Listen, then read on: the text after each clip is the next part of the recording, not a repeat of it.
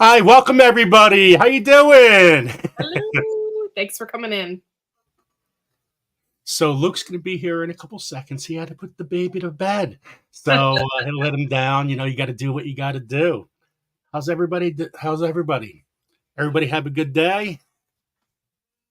It's good to see everybody. Um, we got an event coming up as well, so make sure you're checking out our ugly Christmas sweater competition because we have that going on. And I'm so excited to see everybody's ugly Christmas sweaters. It's going to be a really great event. And we agreed on the 26th, right? So it's going to be the 26th at 6 p.m. Eastern Standard Time. So come and join us on the 26th. So What right else? now we only have two people that entered. That's it. Two.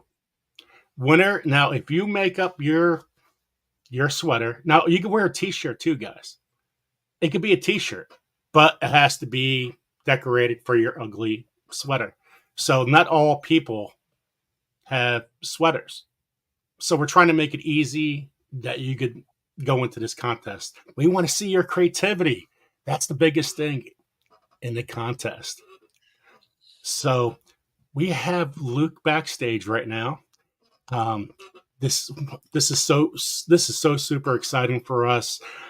Thank you guys, everyone, for coming and sharing this out. Um, wow, it's one of those wow moments. I know Luke for a long time, um, just because of his page, and one of the reasons I don't know how to word this. Just put it this way: I always felt like Luke was family to me. When something was good going on, I was emotional. When something bad was going on, it was emotional. It felt like I had a bond, and it all started with his song when his intro song, and it was like it just felt like home. It was I couldn't wait to hear every single live, every single growing guide, um, and his wife. I Luke had a contest, and it was to bring the garden to your house, and they were going to come over. They're going to do all the work, buy all the vegetables. They were going to bring the vegetables, and I was like, wow, this is pretty cool. And I was second place, and that's how I met Cindy. And so we would talk a little bit on the phone, and see how everything was going. And I'm like, I'm gonna win, I'm gonna win, I'm gonna win. Let's go. and, and this whole thing, it totally changed my life because I gardened my whole life, and I stopped for several years. I got really, really heavy. I was very depressed. And watching Luke's videos and getting to this contest totally changed my whole world to try to get healthy for my family. Mentally, I was so much happier because you know what gardening does? It gets you healthy. You're in a different set of mind. It's stress relief. And I owe Luke a lot because if I didn't watch his videos and I never went to his channel, his family was been amazing with the when he had this tomato video. The tomato video had his whole family around the table and they're all tasting tomatoes, and I'm like, wow, where do I get these seeds from? You go to the market, you only have certain amount of seeds, certain amount of plants, and just the interest. Um, what he totally changed my life around, and I feel so blessed, and I'm so looking forward to having him up. And well, why wait? Here is Luke from MIGardener. Hey, Hey, how's it going? How's it going? good. How's it going? Doing well. So how's the baby? Good. Just got him down. I apologize. I'm not late for things, but he's been teething. So I forget what it's like to have teeth pushing through my gums, but it's not comfortable. So he just finally got down for sleep, and yeah, so he's been good. He just turned one not too long ago, so he's running around the house and he's just having a blast. So yeah, no, we're doing really really well. And Joe, I heard what you I heard what you said, and I feel exactly the same. Very much you've been very much a blessing to our life, and we're really honored that you invited us on for this show, because we very much share the same passion. We very much have had our lives changed through gardening, and it's cool. I don't have, as I told you, when you asked me if I'd like to come on, I said, hey, I can't make any promises in terms of schedule. My life is just as busy, if not busier than ever. But anytime I can make time to talk about gardening, hang out with some like-minded individuals, I will certainly do that. So yeah, so I'm pleased. I'm pleased to be on here. It's such a wonderful opportunity.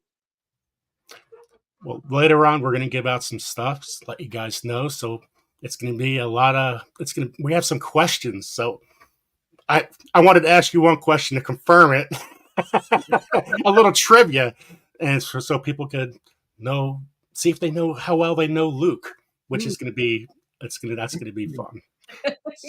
So tell us about how you met Cindy. So I met Cindy through basically a very strange way. It was through MIGardener, but when I first started the channel, I only had about 3,000 subscribers, and Cindy basically reached out to me via Facebook. At the time, the Facebook page was only about 2,000 people, maybe less than that, maybe 800 people. It was very, very young on Facebook. And when she reached out to me, she reached out with a question. She had quite a few basil seedlings that she had planted in a pot, and far too many to grow in that pot, and she didn't know how to divide them out or how to save them. And so she wrote me an email with that question. And when I had seen her at the time, because on Facebook you can see people's profile picture, and I had seen her profile picture, and I thought, you're younger, and you're really pretty. But I don't want to be weird, like, obviously I think you're pretty, but like, why not just see about being friends? So I sent her a friend request, and we just kind of hit it off, just started talking about gardening, talking about eating healthy, and growing a garden and stuff like that. Met halfway. At the time I was in Lansing and she was in Chicago. So we met halfway, hung out, had a great time. We went to a greenhouse, actually, which is super fitting. And basically just talked about gardening, talked about life, and figured out, we have a lot in common. We're really clicking. And so by the end of the date, I said, look, I don't normally do this. Like, I don't see this as like a date, but would you like to date? And she's like, oh, I thought we were already dating. So, yeah. So she's like, oh, okay. All right. Yeah, that's easy. I thought this was already a date. So I was like, oh man, that's wonderful. So yeah, yep. That's how I met Cindy, just through MIGardener, but through Facebook, and just total random, just, yeah, it was very cool. It was very, very cool. That's awesome. I love these stories, though. Me too. How did you meet? For example, my wife and I, we met on Match.com, believe it or not. Really? Yeah. Oh my gosh. Yeah, that's a lot of people. Yeah, Match.com. Yeah, the dating sites are really popular, and it's I hear it more and more. People hear about people meeting from the internet, which is so crazy, because growing up, everyone is seeing that happening, and explaining that to my parents too. Oh, how'd you meet Cindy? Oh, through the internet. Oh gosh, well, make sure she's not a murderer. Okay. I know she's not. I don't think so. Just goodness, it's crazy, but yeah. So yeah. Well, Luke, the way you're brought up and the way you do things, your parents have to be so special, because they do. It seemed like they almost did everything right to raise a son like you, and how you express yourself. It's like, I appreciate that. I know they're really proud. I do know they're really proud. We talk a lot, and family is really important to us, but they're super proud. I know they always talk about how they were always there to help. They were always there. I mean, goodness, when MIGardener was still really young, I remember my parents giving me the back. We called it it was the backyard. we had a backyard, and then there was a bunch of cleared trees out, and they used it just for extra yard space for us kids to play. And yeah, they basically just said, hey, all right, well, you use it to play baseball and kickball and other, like, why not just turn it into a garden if you really want to turn it into a garden? So it was like I don't know, probably almost a quarter acre of land, and they said whatever you want to do on it. So I turned it into about a 3,000 square foot garden, and turned it into raised beds and all that other good stuff, and it was a ton of fun. So they were always really supportive of that, which is huge. So they never grew anything. You were the first person to grow. They were flower gardeners. They would do like a lot of ornamentals. They would do. They were part of like a garden club, but they never did many vegetables. It might be like a pot of tomatoes, but other than that, no. It was basically just a pot of tomatoes, or maybe a pepper or two, like a bell pepper or two. We grew up in a very meat and potatoes household. Betty Crocker was my mom's best friend. I mean, it just didn't. If it came from a box, or if it was meat and potatoes, like a very simple salad at dinner. We're just very humble. My parents, none of us came from wealth, and so it was like we were just very grateful for what we did have, and that's fine. But my mom found a lot of joy in flower gardening, and like I said, she was in like the garden club. So she would do that, but never vegetables. To the idea of growing your own lettuce was not inconceivable, but it just wasn't something that she ever really saw herself doing. Yeah. Oh. How did you take that next step then? How did you get the interest in? Yeah, I was just going to ask the same question. I'm like, how did this strike your interest? Yeah. So my whole family comes from lines of farmers. My grandpa was a dairy farmer. My other uncles, one was a sod farmer. Sorry, I'm getting over by the way. So my uncle was a sod farmer. Another one of my uncles grew potatoes. Another one of my uncles grew sugar beets and other staple crops like corn and stuff like that. So we had basically grown up, and my whole family grew up in a farming community. I basically say I wasn't raised by Amish, but I basically grew up, going to the Amish Mennonite stores, learning how they grow food, spending a lot of time, just because my grandparents, if they ever watched me or if I was up with them, they were in one of Michigan's largest Amish Mennonite communities. And so they are big farming. It's a very, what's the term? It's just very farm centric, right? That's their whole way of life is centered around a farm and the homestead. So it was very natural for me to take like an interest to it, but it didn't really click until I was probably 7 or 8 years old, where I was like, wow, this is fascinating. This is really cool. And from there, it was like whatever I could grow, whatever I could get my hands on, I would put in the ground. And I didn't do a lot of seeds. When I first started, it was mostly plants. Like from the nursery, I'd go out and get like a pack of lettuce. I'd get a pack of peppers, a pack of green beans. And that was very, very cool for me. That's neat. Because like when I was little, like that was the way I was taught, is you just go to a greenhouse and you buy the plants. Like I don't know, to grow them by seed. What? Like that wasn't a thing. So when I started growing my stuff by seed, it was like, kind of had anxiety about it. I'll tell you the truth. Because I wanted everything to be so perfect and everything, and it's tough. You lose a lot, and so and I know once I learned how to start from seed, it ended up saving a lot of money too, because even back then, it was my parents would help me to buy some of the plant starts and stuff, because they were like, well, if you're into it, there's a lot of worse things you could be into than gardening, of course. So it was still expensive for them. Like I said, we were not we were not wealthy by any stretch of the imagination. And well, we still aren't now. It's, we're very much just very simple, and we enjoy the simpler things. So we are very fond of budgeting. And when it came to budgeting, my mom would always say, you've got $50.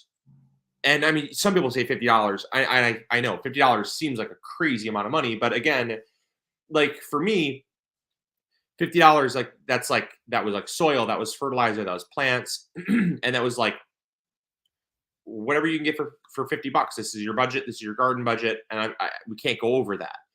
And so because I didn't have many other hobbies, some kids play video games, some kids whatever, they go skateboarding or whatever. My only hobby was really gardening, and so they were happy to support it.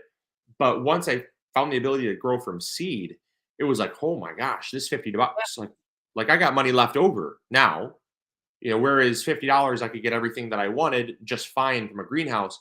But once I started ordering seeds online, this is like, later on when I was 12, 13 years old, I would order seeds online. I'd buy them off eBay. I'd buy them, whatever, from like mail order catalogs. And I realized, holy cow. I mean, now I'm only spending $20, $25. I was cutting my budget by half, and I was growing so many more cool things. And then, then it was like, wow, I can save my own seeds. And so that just started snowballing. So talking about as a kid, right? Since we're staying with the kiddish, kid age right there. Yeah. How do we get kids to garden at a young age? Besides just bringing them out to the garden and checking things out. Well, so that is a big thing.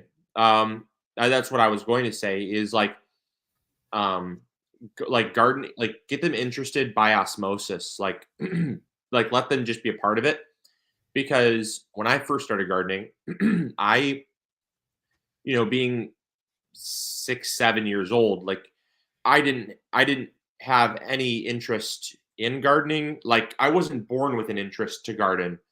It was more or less, I was a product of that because my mom was into flower gardening. So I was outside a lot.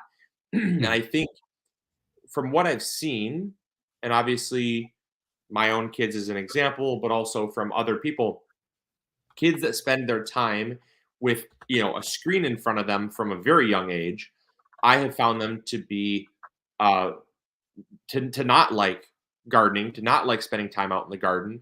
Yeah. And it's not to say they won't take up gardening or an interest in gardening later, but I am a firm believer that your attention span is very much dictated at an early age from your surroundings.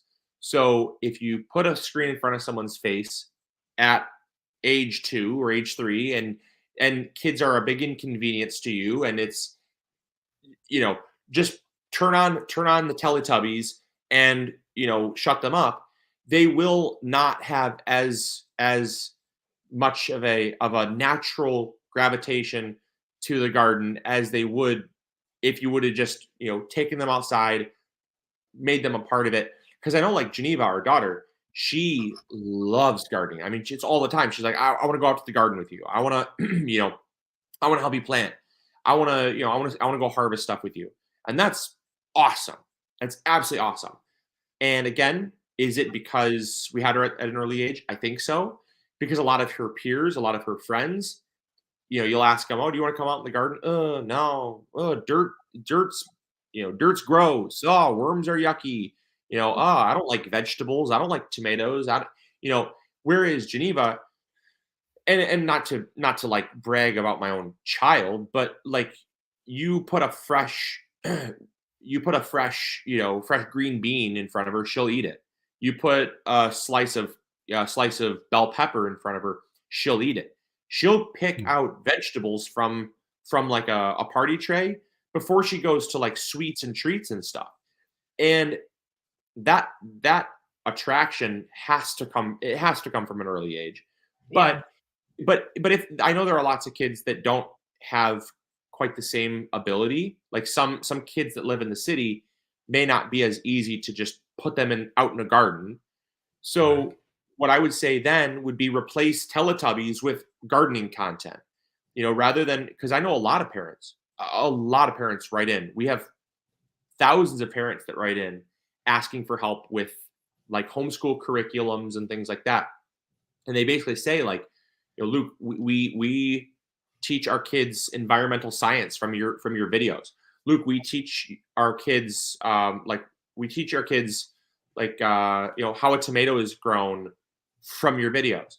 And so rather than just like this mind-numbing television, now we have computer screens that can play educational content rather than, kind of what I would consider to be garbage. You are what you eat, right? Like, it's just a product. You are a product of your environment.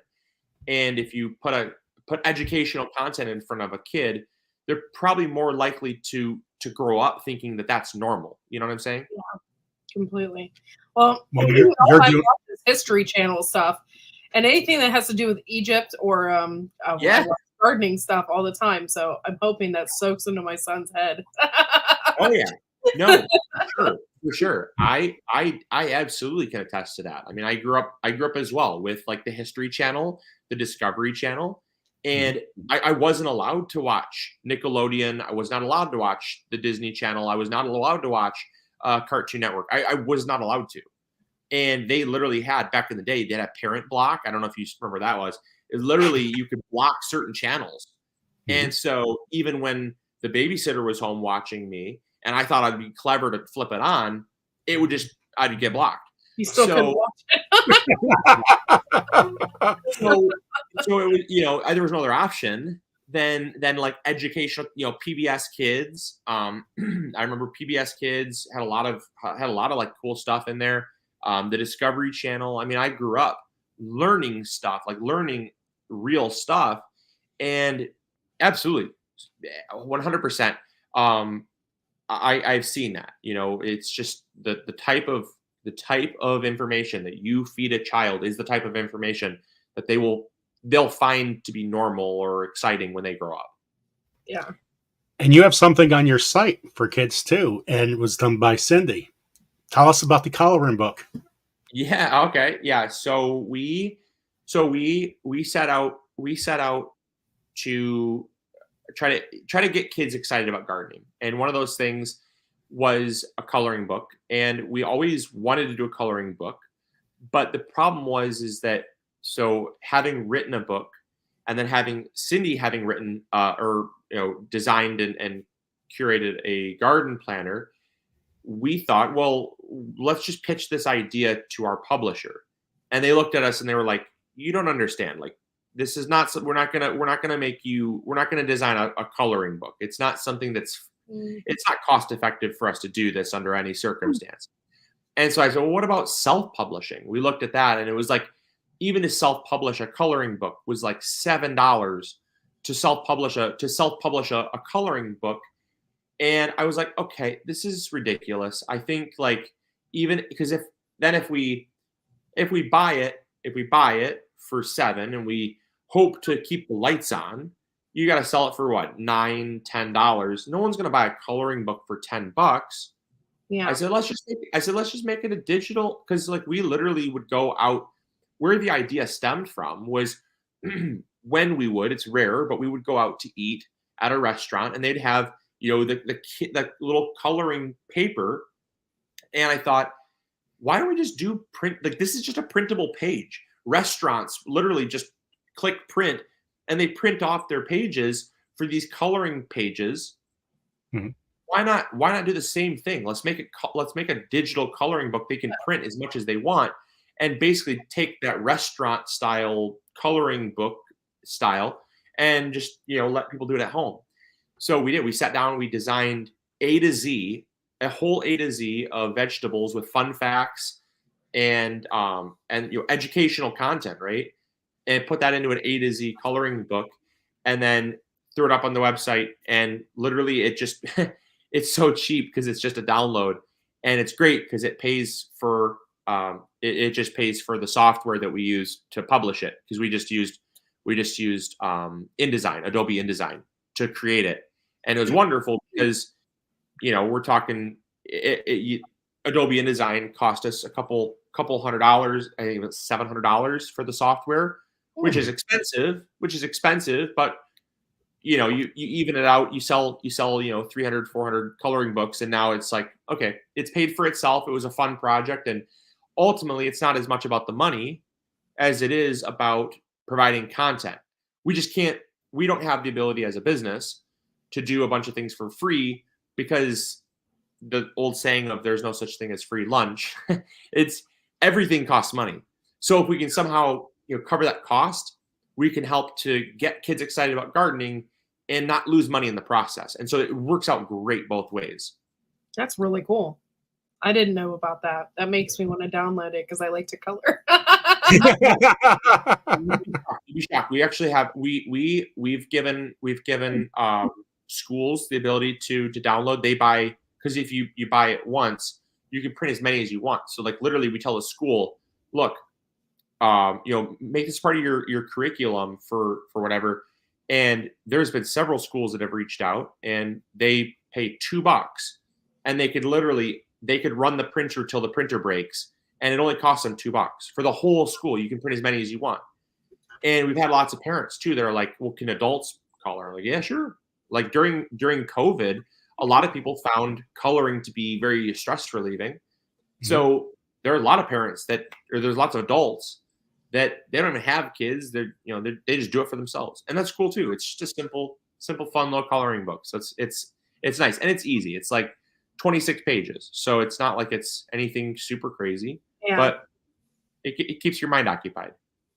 So okay, so you started gardening at a young age. So when did this become your career choice? Like you wanted to absolutely do this? So I knew that this was going to be something for me once our channel started to be able to monetize. At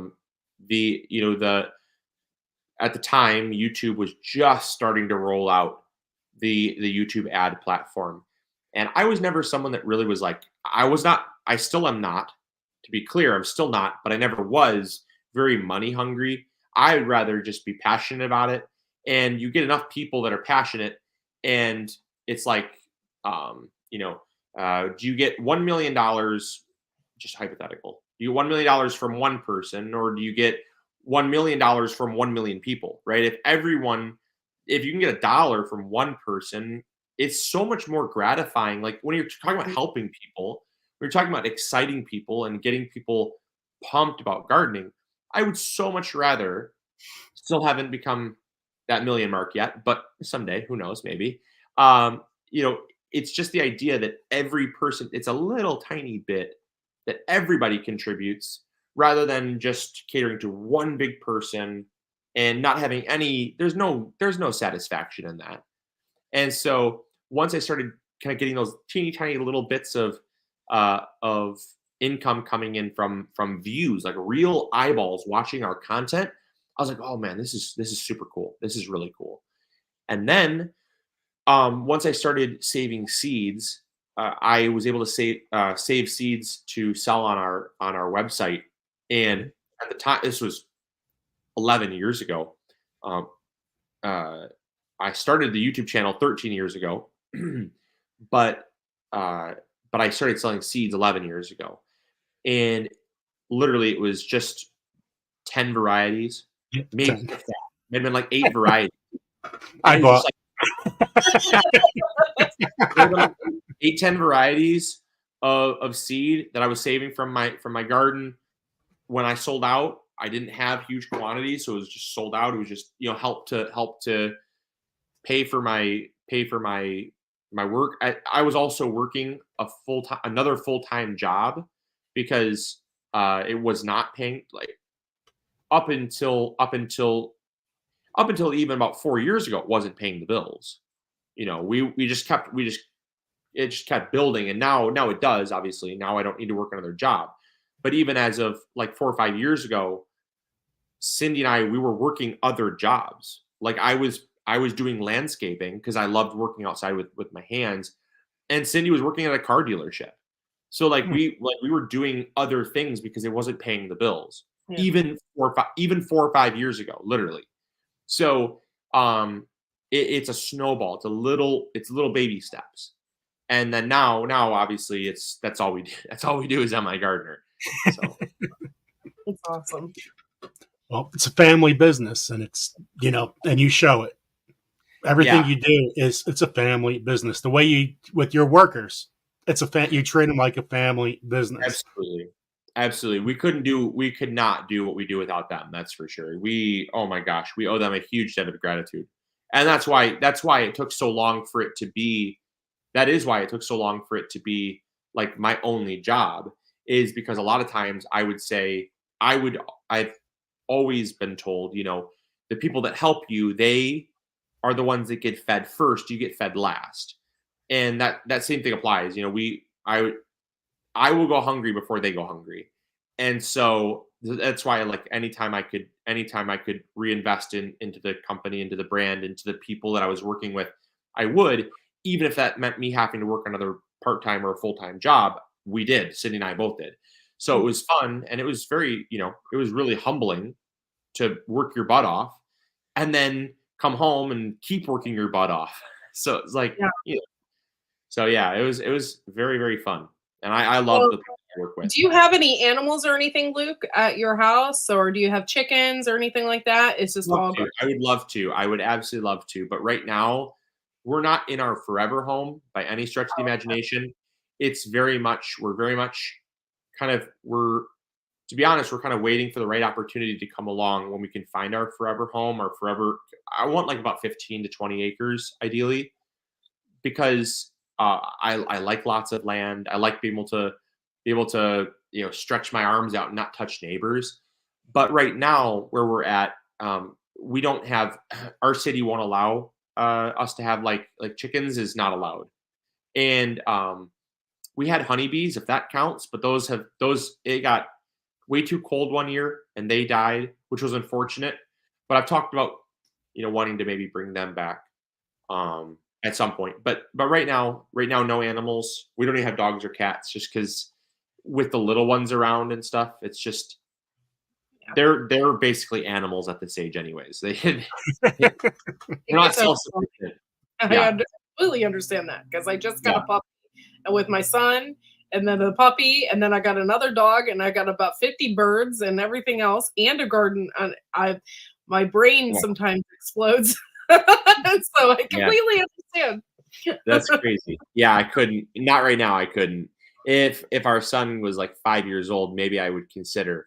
But right now, it's all the time, every day. It's like I need, and you got to be there. So Yeah. yeah, right now, just in our time of life, no animals yet. But definitely, I'd love some farm animals for sure. I would love maybe a goat for sure. Chickens, like that's a no brainer because I mean they're they're awesome to have. They turn bugs and grubs and garden scraps into like eggs, So definitely something definitely something that I'd be into. I think it's just great. Now talk about when you started. You started in your basement with your seeds. Talk about you're always banked on yourself. Trust yourself, bank on yourself, and keep on moving forward.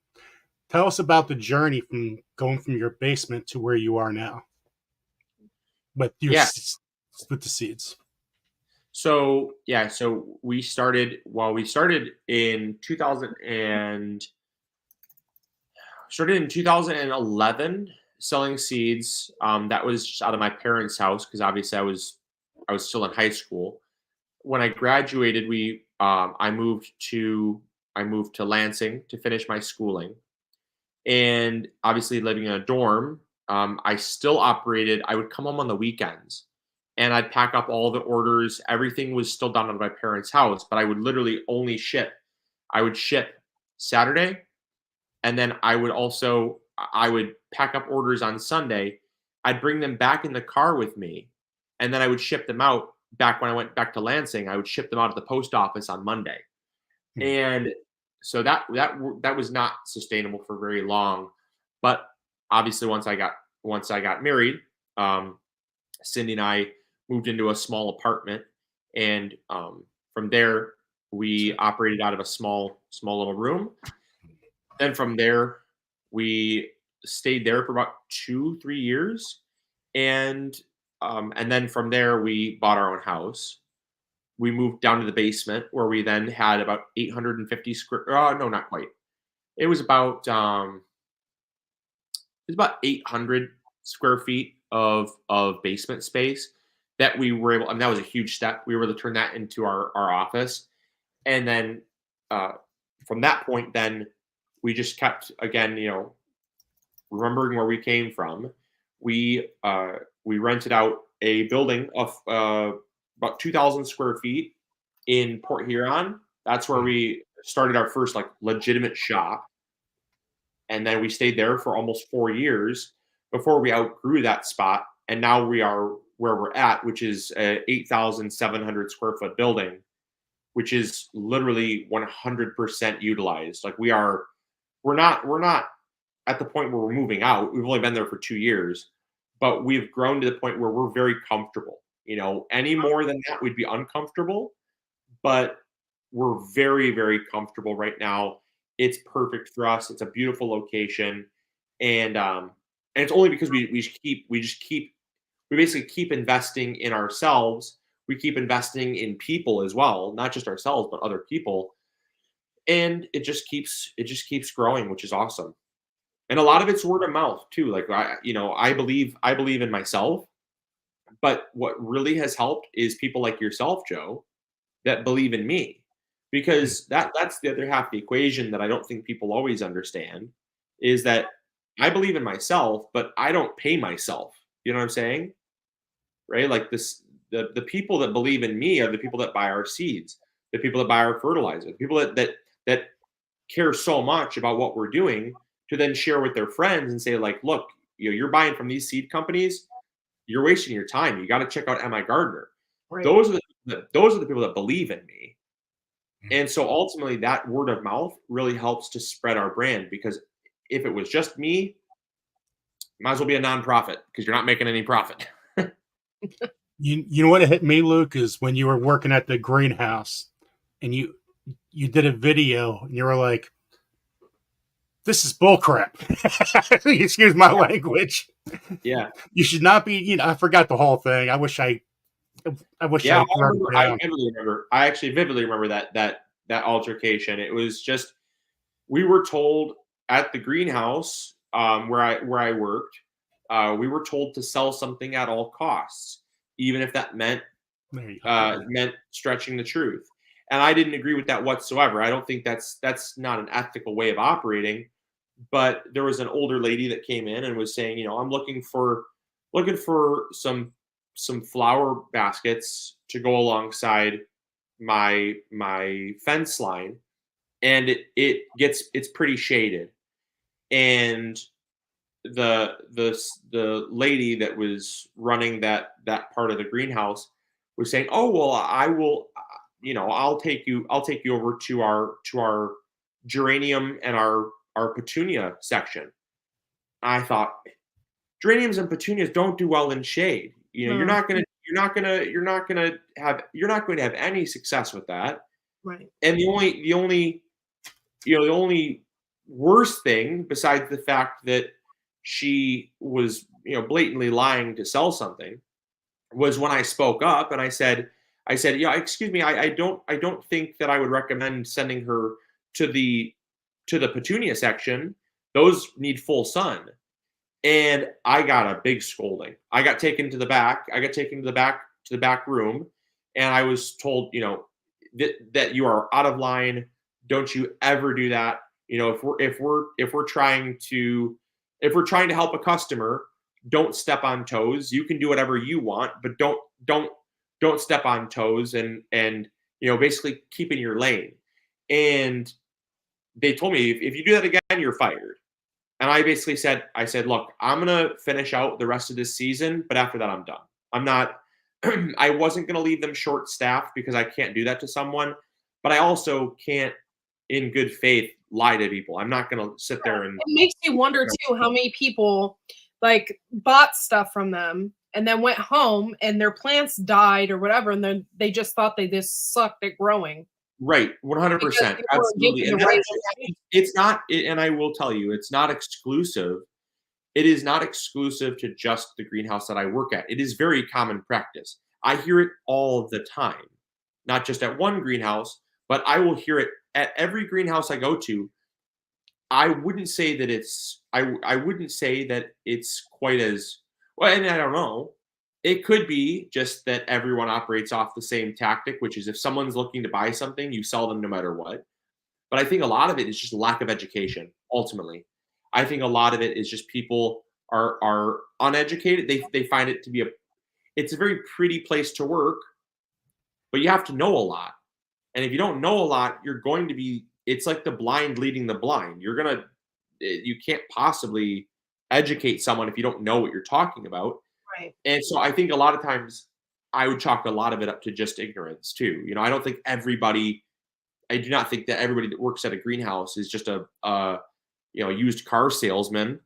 I think, and if there's used car salesman is just a bad example, but like, not every, I know what you mean. Not everyone that works at a garden center is out to like deceive you. Yeah. I think a lot of it is just ignorance too. I think a lot of it is just a lack of education. Because I happen to know a lot. Like I happen to know a ton when I went in there for the job. But having seen the other people that they were hiring, they didn't hire them because it was knowledgeable. It was just a job and it was a pretty place to work. They didn't know, my grandma would always use the term, they didn't know Adam from Eve. It's just like they wouldn't, it was just a job for them. Yeah. Yeah, you see stuff in stores where I actually had an argument this year with somebody that was trying to buy an older person was trying to buy basil. It was already flowering. That's how old it was.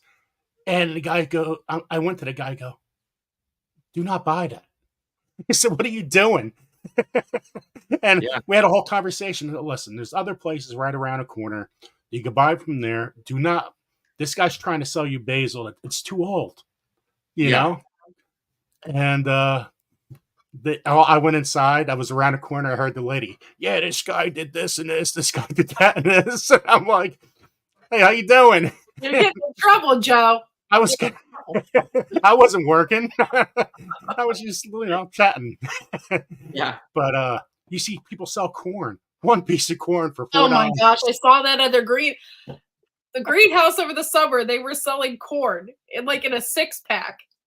And I'm like, what is this? I couldn't believe it. My husband and I were laughing so hard because we're just like, really? I'm like, that would never, we would never grow. It would never grow. Yeah, not to mention for me, it always bothers me when I go back to my childhood, as I was talking earlier, my childhood was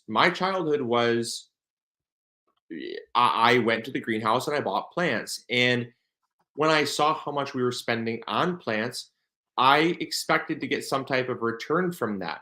If I spent $2 on a pack of lettuce, I would expect to grow, I'd expect to grow $3 to $5 worth of lettuce from that. I shouldn't come out of the deal with less than I started. That seems so wild to me. But yet you have a lot of individuals that think, corn is such a fun crop to grow, or carrots are so fun, whatever have you. And you have a lot of people that buy like a 4-pack of corn. They spend $3, and what they don't realize is that corn, again, I chalk it to ignorance and a lack of education. They buy that 4-pack of corn, they spend $3.75 for it, they throw it in the ground. Even if it were to grow, which a lot of them don't, but even if it were to grow, you're telling me that 4 ears of corn is worth $4. I can go to any farm stand in the area, any of them, and I can buy a dozen ears of corn, 12, which is 3 times more than what they just grew, for less. I mean, Mhm. I can literally name off the top of my head 10 farmers in our area where you can buy 12 ears of corn for $3 right from the farm. And it's like it's mind blowing to me. Yeah. So you have a lot of those cases where it's just a lot of these places they only look at the dollar. They only look at the fact that like some gullible person is going to buy this pack of corn, and I'm sitting there thinking like this is not gonna grow, and even if it does, it's not gonna be worth your money to do this. Yeah. Same thing and it drives me crazy. Absolutely, it makes me very frustrated when I see like a 3 or 4 inch pot and it's got one little like lettuce plant or one little cabbage plant or whatever. Notice that strawberry plants come like that, and it makes me so mad because you Oh used to be yeah, able to buy like a 6-pack of strawberry plants. Now they're like in the big containers and they cost twice as much. And yeah. I'm like, You're you're "Stop you're doing that." you're charging someone, yeah, right. You're charging someone $5 for a single cabbage plant. Like, excuse me? Like that cabbage at anywhere, at any farmer's market or grocery store is gonna cost you a buck 25. Right. You're it's 5 times more expensive, and same thing with strawberries too. Yeah, like you said, I've seen strawberries in little 4-inch pots and like one strawberry runner for $6. Excuse me. Yeah. You can buy a pack like from MIGardener.com when we sell berry plants. You get a pack of 10 of them, 10 berry plants for $9. You're getting 5 times the amount of plants. That's amazing. For That's a it's really just it's just outrageous, and that's those are definitely things that bother me for sure. You know what I really want to do is I want to actually grab it and eat it. Like I seen radishes. Look, the radishes already coming out of the soil at the store. I'm 'Cause I like, don't trust everything that comes from greenhouses. I don't know what they put on it. So, like, for instance, if I'm not gonna buy lettuce from a greenhouse because I don't know what that's been growing in, so that kind of freaks me out a little bit. So I always buy my own because or my own seeds and do it that way. But then people are telling me how they have a really hard time growing lettuce, and I don't understand that, but they do. And so I don't know. I would just buy my seeds and spread them out versus buying it. And that's the same with most plants because I don't know what they're using. I don't know what they're watering with. I don't know, and so my mind goes crazy when I'll buy flowers, but I'm not eating the flowers. Yeah. So, Yeah. No, yeah, we have a absolutely. question about you have a pizza place, right? Had You have had we got out of the business. Oh, Yes. okay, 'cause I was curious about that because I was wondering if you used your own vegetables in your garden to provide for your business. We did. Yeah, we did. We grew our own basil. We since got out of the business because my parents were looking to retire, and I was working way too much, and I basically said I can't take on both a pizzeria and a seed shop and garden supply company. I can't do MI Gardner and a pizzeria. That was too much. So ultimately, I said I've got to just kind of decide what I really want to do. So we ultimately just said, look, hey, let's not really cut our losses, but more or less just break even. We didn't make money, we didn't lose money, we just broke even, washed our hands of it, and we sold it to a guy that's operating it now, and he loves it. It's great for him because he's a single guy that's just doing it for the love of it. But when we did it, yeah, we grew basil. We had all of our own basil. We grew it hydroponically in our basement, as well as outside in pots when it was warm enough. And we grew pounds and pounds and pounds of basil. That was our big thing. We also would do tomatoes when they were in season. We would do our own like Roma tomatoes, San Marzano tomatoes on Mm, pizza. Um, but that was about the extent of it, just because it was a lot of work, and the amount of pizzas we were going through, we would have needed a couple acres of farmland to supply it. yeah. We were really, yeah, it was crazy. We were doing, in a given day we do like 200, like 150 pizzas, 200 pizzas. Oh, So I mean the amount of tomatoes you need was just outrageous. So it was a little hard to do much more than that. Check this out, Luke. Down the shore, Jersey Shore, large pie. Again, this is on the boardwalk, Yeah. right? How much do you think a large cheese pie cost on the boardwalk? Probably, I'd say, I don't know, if I had to guess, maybe $20. $52. Wow. Isn't that crazy? That's And that's just for crazy. cheese. That's no pepperoni or anything. That's crazy.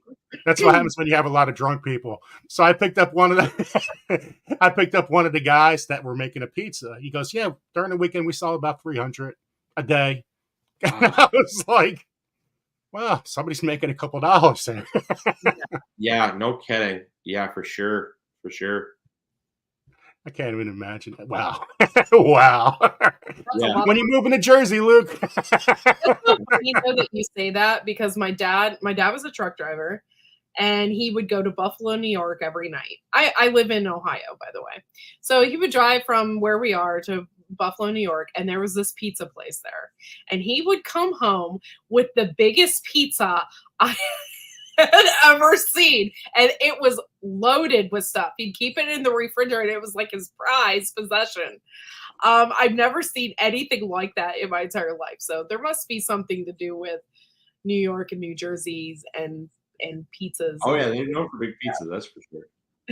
Okay, so you have the secret sauce. Everybody talked about your sauce with your company, with the pizza place. What's with the pizza sauce? What was in it besides the San Marzano and the basil? That's all it was. That's all it was. It was just vine ripened, peak ripened San Marzano tomatoes that we hand crushed. We hand crushed them with sea salt and basil, and that was it. That's all we did. There was nothing really super special. It was just a really high focus on, or really high priority on freshness. Most places get a lot of their pizza sauce from a can that's been sitting around, an aluminum can for, Lord knows how long, 2 years, year, 2 years. Whereas our San Marzano tomatoes were all peak freshness, peak ripeness. We would peel them, hand crush them, the day of, right? So they're not even sitting around even in our restaurant for more than a couple days. And so then salt, basil, and it was just super simple. Yeah, that's awesome. And I don't think a lot of people know, when you grow specifically paste tomatoes and you make sauce from it, it is amazing. It tastes completely different than anything you get in the store. Yeah. Or anything like that. It's wonderful. You don't need to add anything extra to it. It's just you don't need any sugar, you don't need any vinegar, you don't need any preservatives, anything like that. There's no citric acid. It's literally just tomatoes, salt, basil. That's it. So is that how you fell in the love of cooking? Like, you go watching your site, you're a great cook, and you always have the love to cook. Is this because of the pizza place? No. The pizza place came because of a love of cooking. I've always loved cooking since a very early age. Same thing as gardening. I enjoyed using my hands. That was always my thing. I love using my hands. And so creating, and I also I like creating something from nothing. So like gardening, you start with nothing, and then by the end of the season, you have something. And with cooking, you start with nothing. You start with just a bunch of random ingredients, and then by the time you're done, you end up with something. And so that was always just fascinating to me. I love cooking. It's always been a fun thing. And now, how does this work when you met Cindy? Like, because everybody has something different they like. Like my wife, she likes meat. I like chicken. Yeah, she loves everything that I cook. There's nothing that I cook that she doesn't like. And she does cook. She cooks as well, but I'd be lying if I didn't say I probably do the bulk majority of cooking just because I enjoy it. She would do a lot more cooking, but she also, it's like if someone's going to offer to take something off your plate, you're not going to say no. So it just reduces her stress as a mom, as a wife, as a co-owner. She helps at MIGardener. So when I say I'll make dinner, I'll enjoy it. I'll enjoy cooking, and so she's not going to sit there and fight me for it.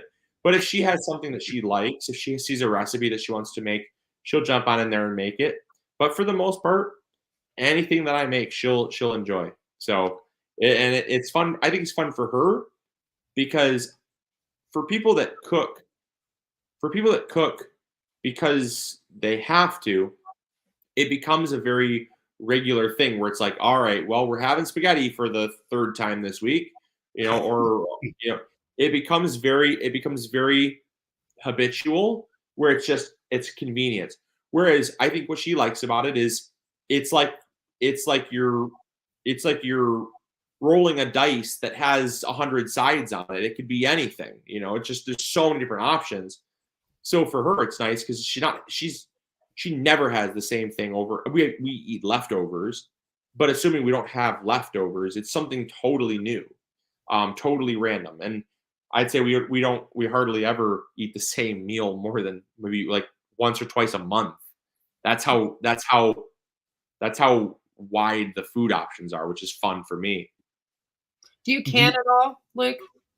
Oh yeah, absolutely. Oh yeah, we do tons of. We don't do as much like pickling in cans, but we do like all of our tomatoes. We have probably 30, 40 jars of pizza sauce. We have probably 30, 40 jars of spaghetti sauce. We have we do a lot of dehydrating too. So we do like we do dehydrated stuff. We don't do I said we don't do as much pickled stuff.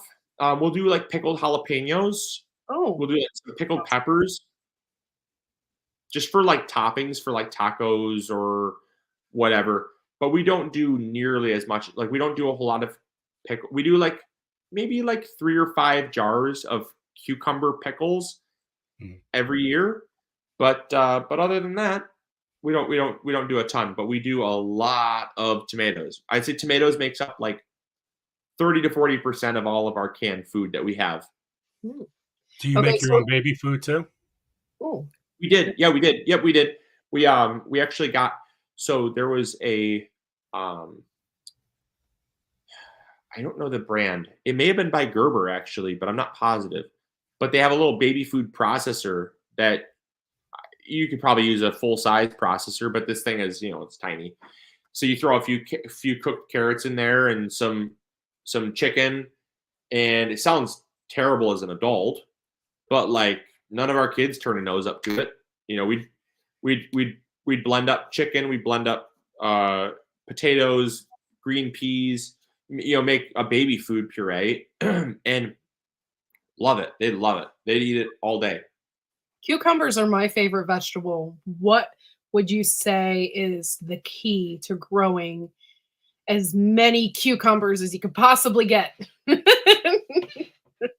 Because I like the pickle. I have some in my refrigerator right now, and I'm running low, and I'm like, dang, if only I could grow 10 times as many cucumbers, I would have had that many pickles. Uh, lots of nitrogen. Lots of nitrogen. Your plants, the bigger they can get, the more they're going to fruit. Lots of nitrogen. Also, when they start to fruit, harvest early and harvest often. Don't let your cucumbers get to the very last stage where you think they can't get any bigger. That's usually too late. So I always say harvest early, harvest often, and also grow many different varieties. Certain varieties do better in certain areas. Certain varieties do better in certain climates. And so I find that if you grow one variety, that variety is going to do good one year and terrible the next. It's going to do okay the next year and really great the next. That's It funny gives you you, say that because I've had that issue where it's like, man, I grew the yellow Dutch cucumber one year and it was okay. And then I grew it the next year and it was like little dinky cucumbers. And I'm like, what's going on? Like the year before they were great, So yeah, you're gonna find that um, if you grow 3 or 4 varieties of cucumbers, give them lots of nitrogen, lots of water, tons of water, and really fertile, well-draining soil, you could grow them on a trellis, you can grow them on the ground, it doesn't matter. You're going to get lots of cucumbers. You might not get lots of cucumbers from all your plants, but 2 or 3 of those plants are going to outperform, and you're going to end up with tons of cucumbers. Okay. Now, what plant did you have a problem with? You had to solve the issues. Like, what was you ever have a vegetable that was, or fruit that just it didn't grow right? Like you had Yeah. problems with a lot of problems, and all of a sudden it took a long time to figure it out. Well, one that I had a really hard time growing that I eventually figured out was cantaloupe. That one took forever. Finally got it. That was very rewarding to finally get we grew tons of cantaloupe. Once I cracked the code, tons of cantaloupe. But one that just drives me crazy, and I've really just chalked it up to the fact I don't think our climate is good for growing cauliflower, is cauliflower. We just cannot grow cauliflower. We still can't grow cauliflower. I've tried everything, every single thing under the sun, and the florets just get very yellow, or they get very, mildewy, or they don't form at all, or they get really just open, and it's just we've never had in 13 years a good cauliflower harvest. Yeah. And to be honest, I don't know anyone in our area that's gotten a good cauliflower harvest. So I'm wondering if maybe it's just our area. There's lots of crops where some people just don't have the ability to grow that variety. It might just be too wet, too dry, too hot, too cold. Who knows? But cauliflower does not do well for us. It just does not. We can grow anything else, anything. We've grown literally, I think, every vegetable under the sun except for cauliflower. This weather lately has been specifically really weird. Like, it's been really warm and sunny and stuff like that. What do you suggest that we grow right now when we can take advantage of this weird weather? Yeah. So, like right now it's tough because we're going into winter. So we're not really planting a ton. But depending on where you are in the country, if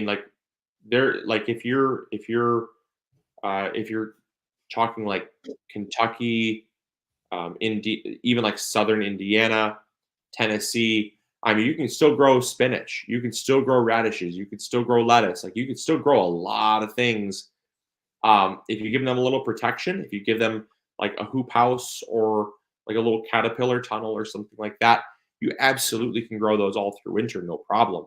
If you're on the East Coast and you're down by like North Carolina, South Carolina, you're absolutely growing some lettuce, some spinach, radishes, mustard greens, things like that.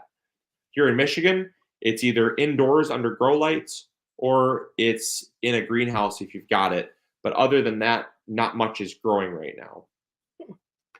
Now, have you had problems growing garlic in this new era of climate change? Not as much. I have not had a huge issue growing garlic. I find that I have to kind of adjust how early I plant it. Typically, 5-7 years ago, I'd plant garlic like late September, whereas now I'm planting garlic more like the early part of October. So I've adjusted my planting schedule by about 2 weeks. Okay. It's just so odd how you could get 80-degree temperatures in November. Right. So it's like it was just what 60, do you do? it was just 60 degrees literally yesterday. And so, there's people that'll say it's climate change, there's people that'll say it's just a weather trend.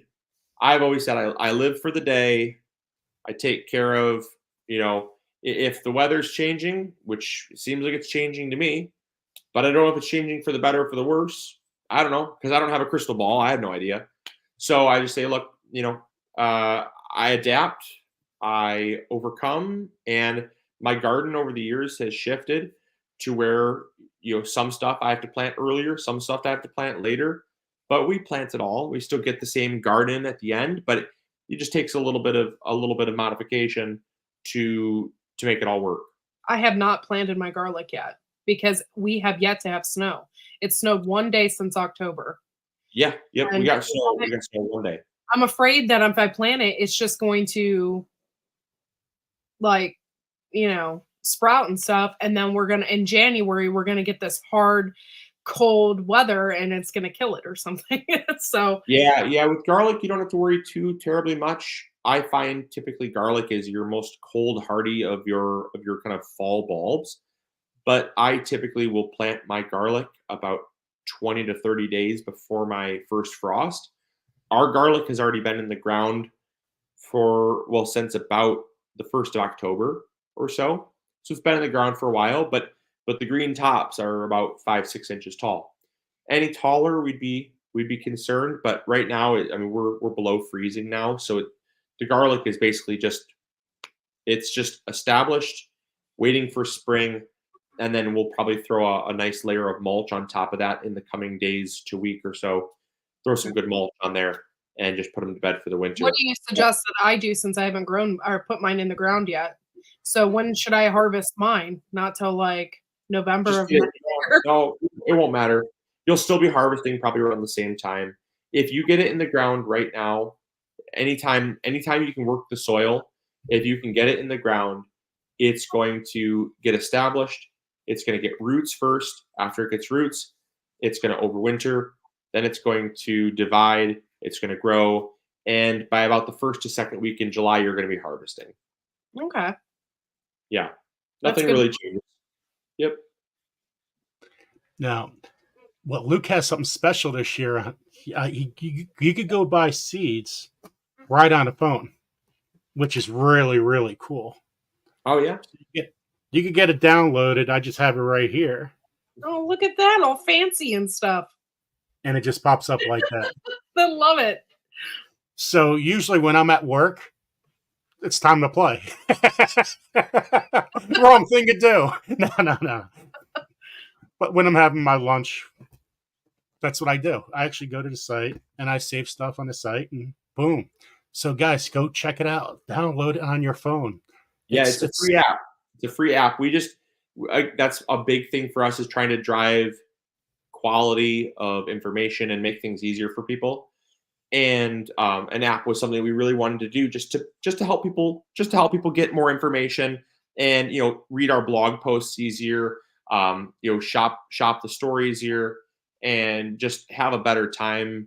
Because sometimes mobile websites can be a little bit clunky, whereas an app it's made for us for a cell phone. So it's free, totally free, no charge to download the app, and we just hope people enjoy it. That's the big thing. It's made for it's a tool for people to help them to have a better time. So I appreciate it, Joe. Yeah, I loved it.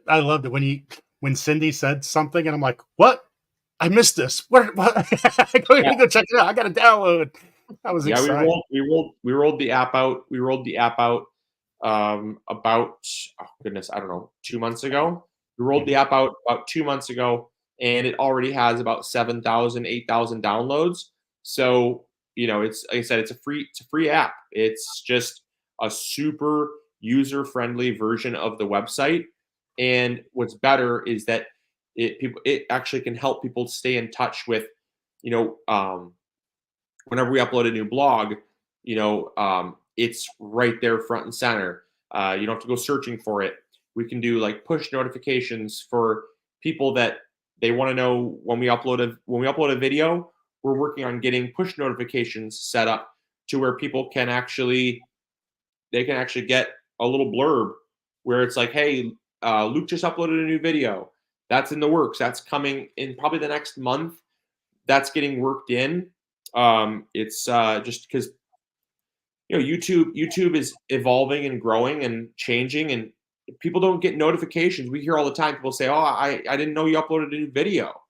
Well, the reason why is because notifications don't always work. So this is kind of giving us the power to say, like, look, these people really want to see our videos. They want to see content. They want to grow their own garden.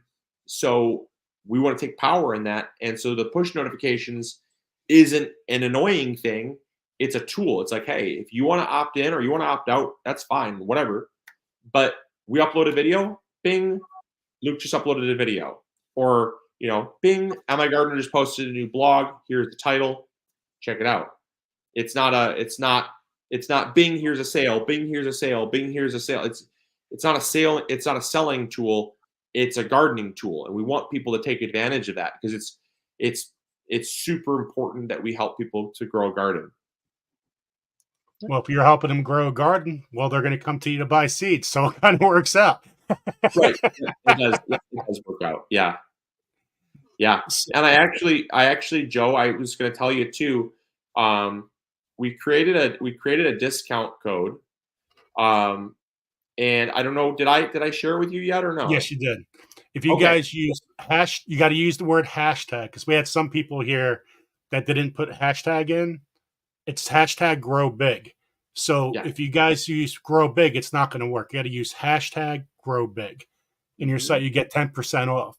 And if you spend $18 or more, I believe, you get free shipping. So if you put them both together, you're basically getting, 25% off of buying seeds, and the seeds are only $2. Yep. I mean, that's a great we deal. made that code specifically for you, Joe, just because like I said, we do a lot of like one-time codes where it's like, people that are trying our site for the very first time, we want to gain their trust. So we have a little code for that. But after that's done, it's done. And then people are like, well, I'm on a budget. I want to save money. So we try to get creative, but you can only get so creative. So with your code, what's great is the fact that, when people watch your show, there's no limit to the amount of times they can use it. They can use it 4 or 5 times because it's a loyalty code. It's a loyalty code for your viewers. So that's what's super nice about that is that, it's not like it's a once and done. We just appreciate people listening. That's cool. Well, I thank you for having cheaper seeds because if it wasn't for you, I wouldn't be able to grow the coolest things ever. Like some of the stuff I wouldn't be able to grow because you offer it at such a low cost that I can afford to get it and maybe buy multiples of it and have the coolest, rarest, coolest things that I normally wouldn't be able to grow. And Yeah. So that's and I will say too for those listening in and for you guys as well. In January I'm turning 30, and for my 30th birthday, we're unveiling 30 new varieties. It's actually going to be the largest. Cool. That's awesome. It's going to be very cool. I am very excited about it. It's going to be one of our largest new seed drops that we've ever done in basically 7 years. Usually every year we add about 5 to 10 new varieties. This year we're adding 30 varieties. So it's going to put us at 780 varieties of vegetables. Nice. and flower seeds. So I'm so excited about it. I am very, very excited. So 30 for 30 is it's a huge deal. Yeah. Now tell us a little bit about the autopoly garden book and how long did that take? That months. Took about a full year of writing. I spent about 6 months actually writing it up myself, typing it up, sent it over to the publisher. They then said we need artwork. So myself and a photographer spent another about 2-3 months taking photographs. Then they said it's good, but we need to now lay it out. We need to define chapters. So I had to create a full like layout of like, what is chapter 1 going to be? What is chapter 2 going to be? Consolidate those things. And then after that, then it was a waiting process where it went through a revision process, got sent off to a print house. And I published the book in 2018, but I started the book back in fall of 2016, believe it or not. So it took a long time, a very long time to get that book to where it is. It was great to see you so proud when it was completely done and you started to market it. Your face was like, it's not every day. It's not every day you write a book, and I the thing that I'm really happy for is just because it was a goal for me, and it was one more thing that I got to kind of check off my bucket list of things that I really wanted to do. So it was fun. It was very, very fun. I enjoyed it. Yeah. And how about the garden planner? How did that all come about? Yeah, about. So yeah. So Cindy spent uh about about 5 to 7 months. Basically, she went out and she physically purchased about 10 to 12 garden planners. And I'm someone that uses a garden planner myself. So when I would use a garden planner, I'd say, I wish it had blank dates because like I start at a random time. Like I don't start January 1st. Like who starts their garden January 1st?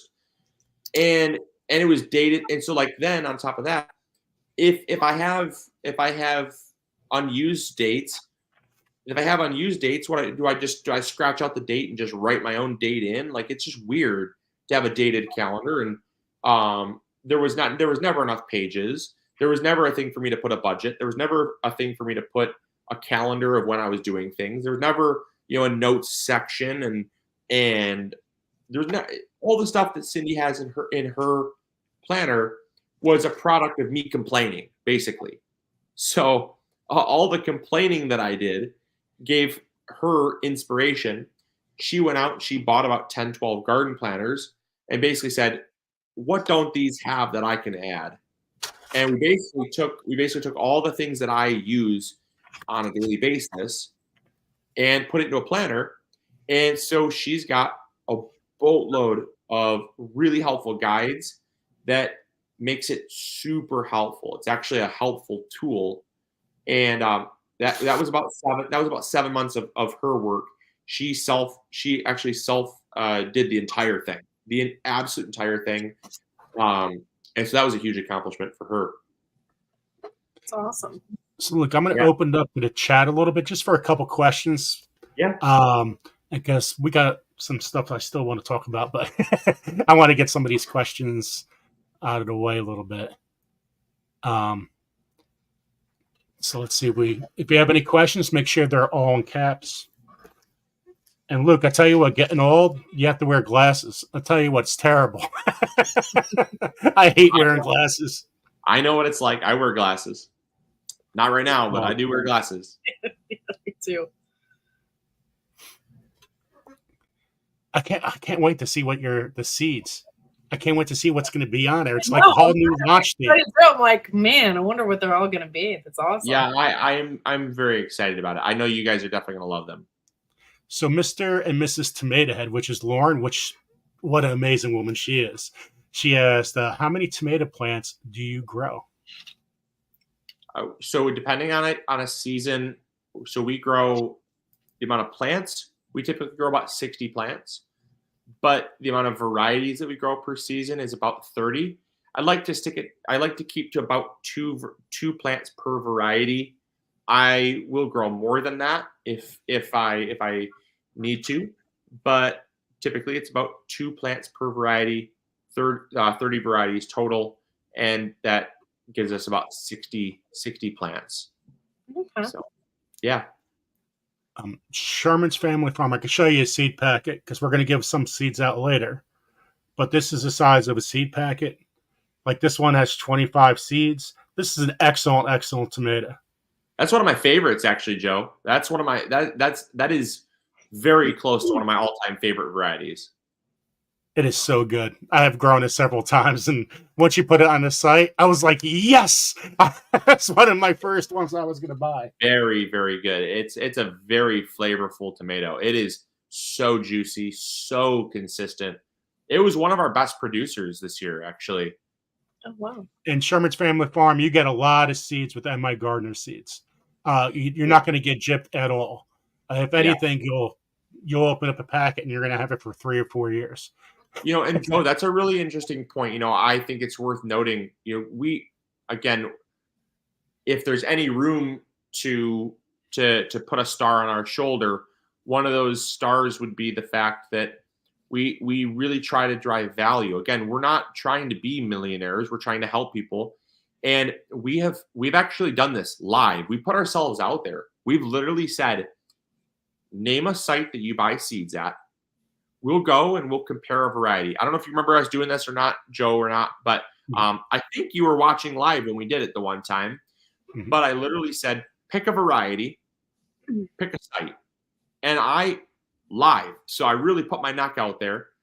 And 100% of the time, I don't know how many varieties we did, but 100% of the time, either it was a better price and same amount of seed, or it was a better price and even more seed.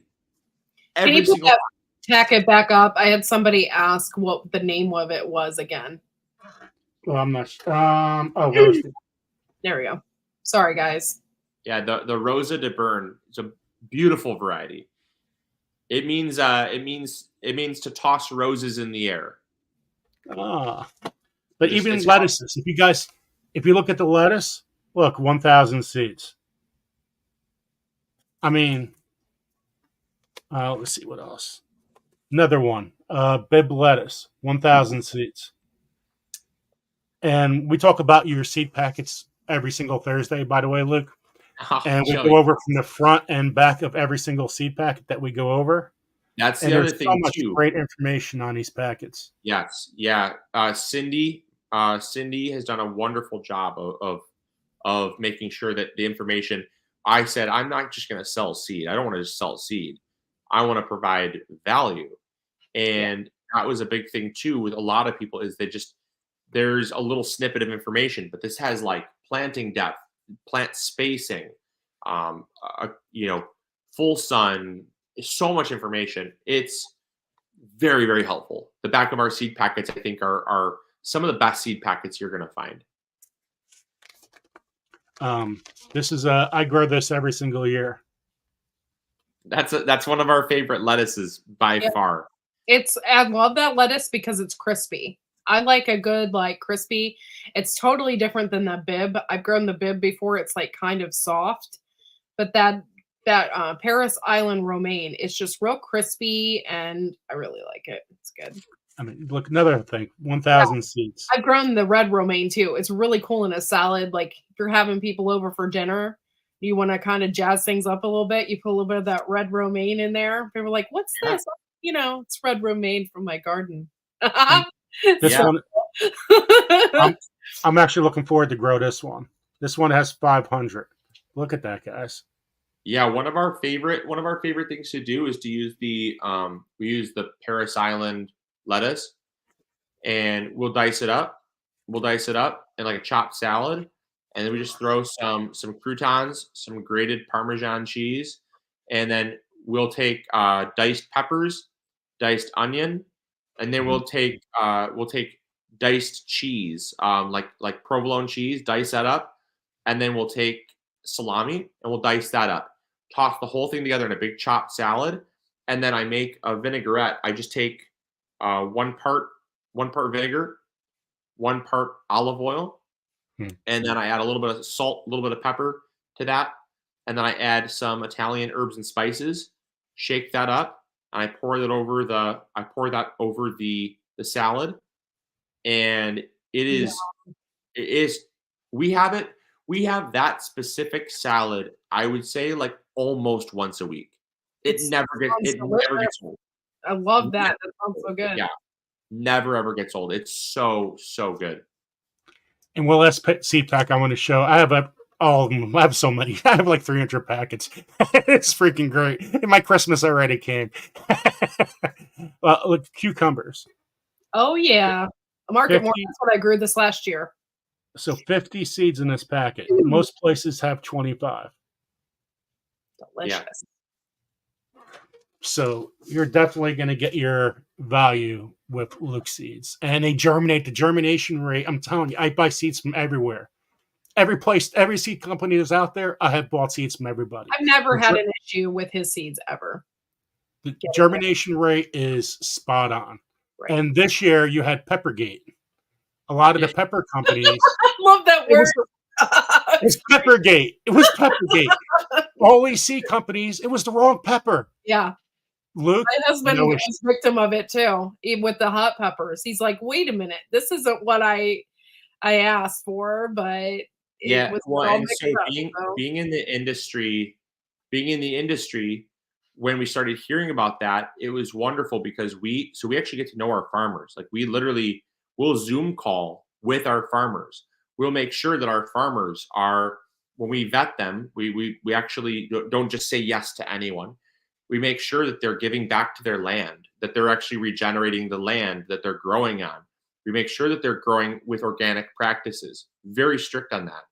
We also make sure that we hold them accountable, right? So we do germination testing. When we bring the seed in, we do germination testing, and we do that because you have a case like what happened with Peppergate, which is yes, it's funny to say, but for a lot of people, people were very frustrated because they got spicy peppers when they should have been sweet.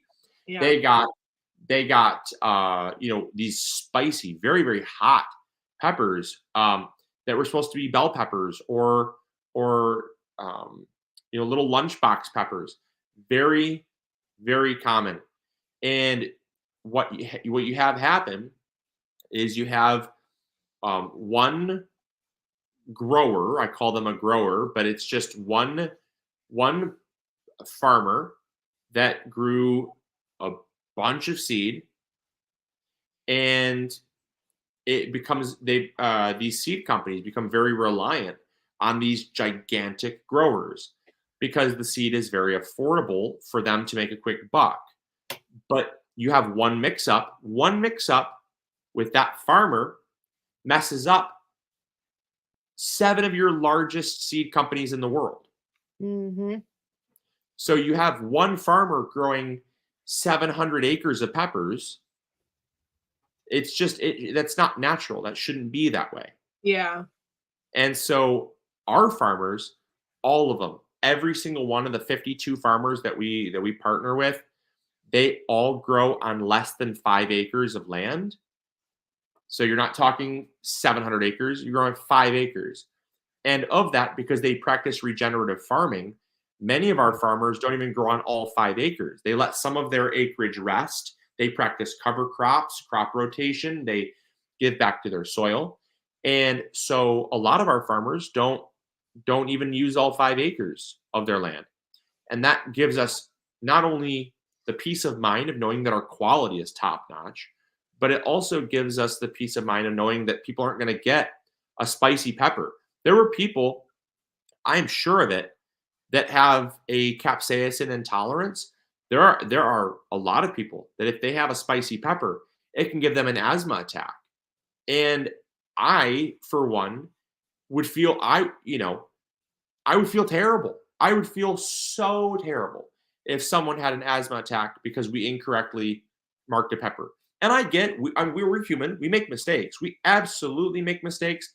We've packed the wrong seed in a few packs here and there because we made a mistake of being clumsy and not fully cleaning out the seed packing machine and stuff.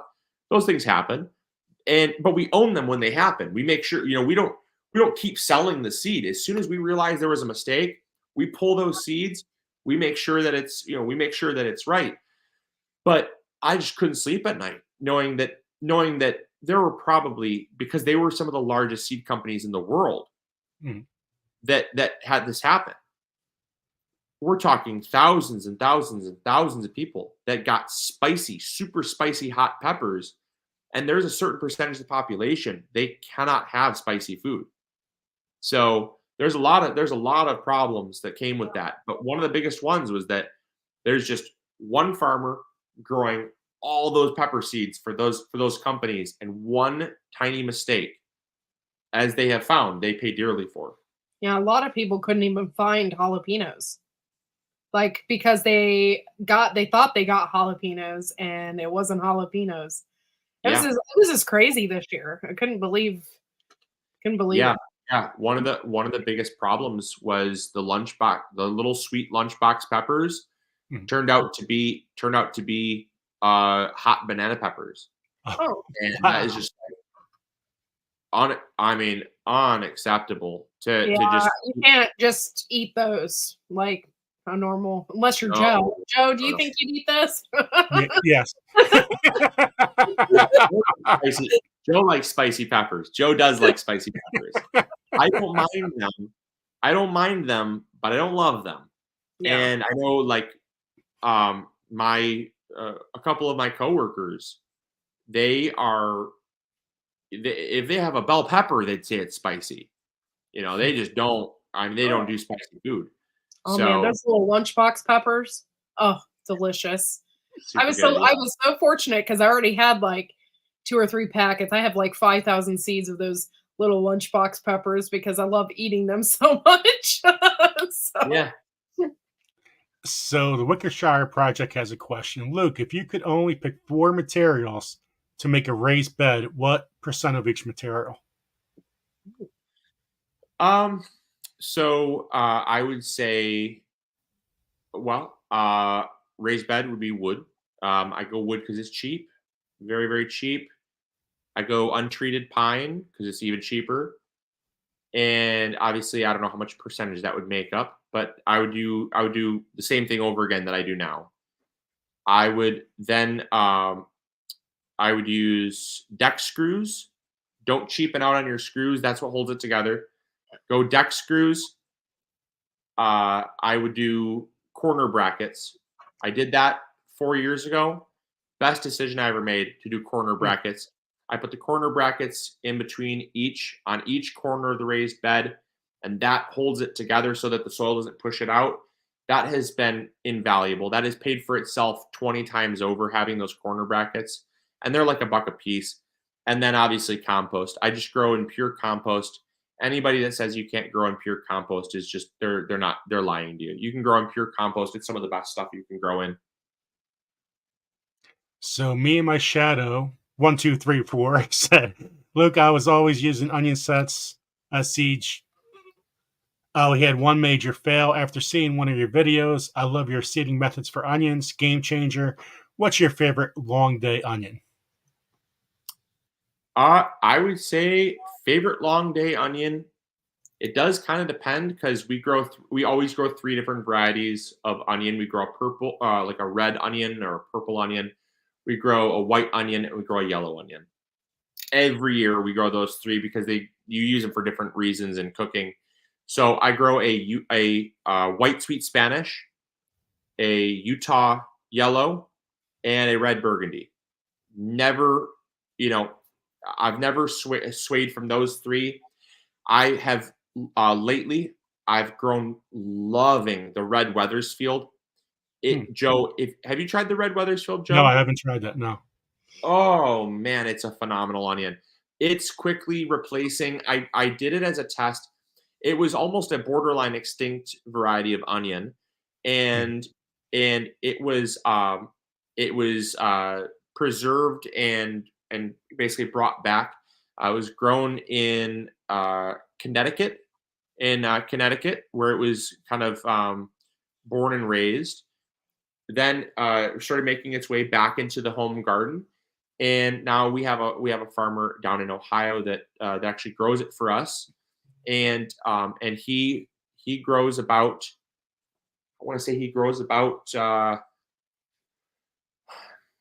think it's about an acre. It's about an acre of red Weathersfield onion seeds. About 75% of those he sells the actual onion. Like, he takes them to market. He just takes them to the local farmers market. But about 25% of them he saves for seed for us. And they are absolutely the best red onion you can get your hands on. The red burgundy is a staple for us because it's what we grew from the very beginning. But every year I replace a little more salad that you were talking about. Yeah, I replace a little more red burgundy with a little more red Weathersfield, and I think it's going to completely replace my red burgundy because it's larger. It has a much longer shelf life of like a month longer than the red burgundy. It is perfect balance of kind of spicy onion flavor with sweet flavor. It is just phenomenal, and it's not as susceptible to center rot as the red Burgundy is, where the center kind of gets mushy. Yeah. Way more resilient to that. So it's phenomenal. You got to try I it. Red grew Weather. that one year, and they didn't get very big. Maybe about that big, but they had a beautiful color to them. Oh yeah. And they were very, when I chopped them up, they were very potent. Yeah. Oh, you can tell this is a red onion. I mean, it was so delicious. Yeah. Yeah, it's not uncommon for us. The red Weathersfield occasionally will get about the size of a baseball. That's very common. It's not a gigantic onion by any means, but like you said, the flavor will knock you aside the head, and you absolutely know, you certainly know it's a red onion when you're cutting it. I love it. It's one of my all-time favorite onions for sure. You're making me so hungry for salad and vegetables right now. And that's what everybody's been saying in chat since we started. We started with food. We're going to end with food too. So CR, which is creative redundancy, says, question, top 3 plants as survival food. Luke, what would you grow? Potatoes, first and foremost. They're a carbohydrate. They last forever in storage. I would do butternut squash, any winter squash. They last a super long time. Very high calorie, very high fiber, just awesome.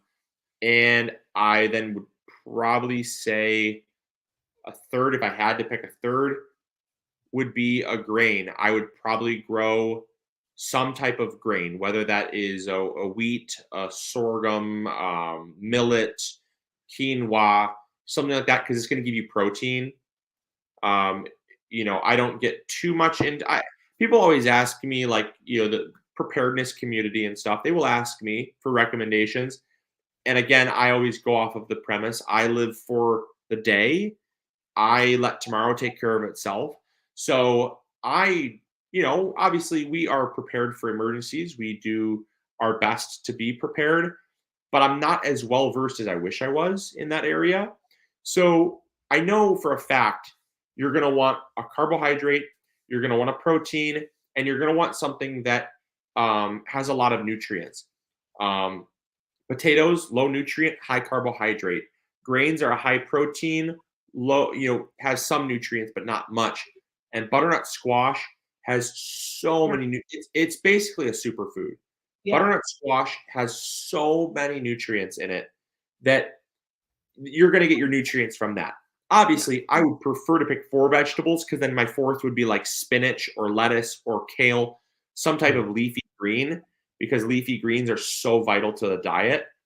But if I only had to pick 3, I don't know how long I'd survive on those 3, but those would be my 3. Squash. You would be eating right away, because like with things like kale and stuff grow so fast. So like you'll be Yeah, I would do kale. If I had to pick 4, it'd be kale. Kale, potatoes, some type of grain of some sort, and butternut squash. How do you feel about amaranth? And have you had it to eat? Like, people say you can eat it. I love it. I love it. Love it. Love it. We will eat it with granola. We will eat it. We'll add it into oatmeal. We will pop it. You can make really teeny tiny little popped amaranth. It's phenomenal. We will grind it into amaranth flour. We use amaranth all the time, and it's great. I love it personally. You gotta be careful. You have to be very careful to grow it in a part of your garden that you do not mind it taking over, because if you have a tiny bit of wind or you bump it, those seeds are going to fall. We always harvest our amaranth over a cardboard box or a big bag or a big paper bag, because the seeds fall everywhere. Oh, okay. So Sherman's family farm, they don't have a catalog because they want to keep everything priced the way they do. So if they do a catalog, it's going to cost a lot of money. So why do that when you could go on your phone, you could go on the internet to buy the seeds, and you can see all the information with growing guides and everything else. Yeah, get the app.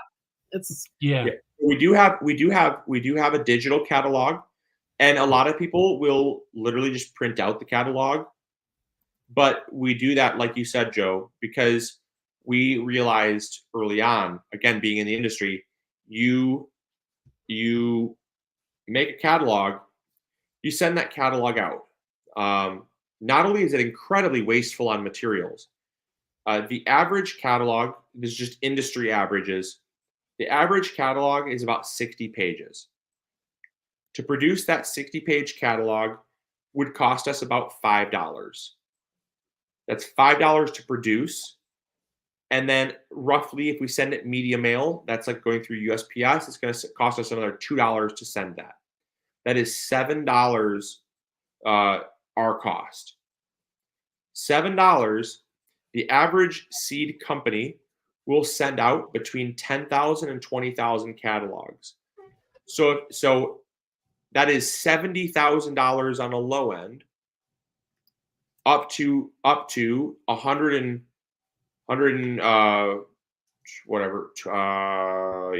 20,000 times 7, 140,000.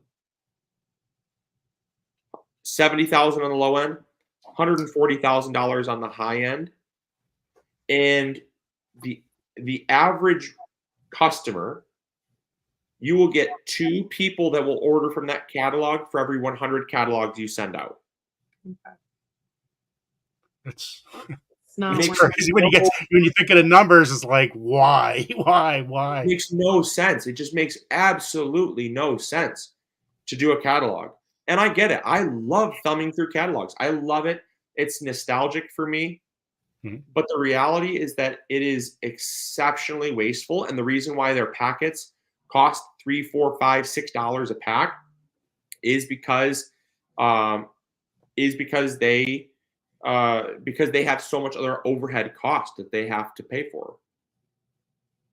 So I only have a couple more questions. We have a boatload of questions, but we're not going to have enough time, or Luke will be here for 5 hours. We can come back and do another session later.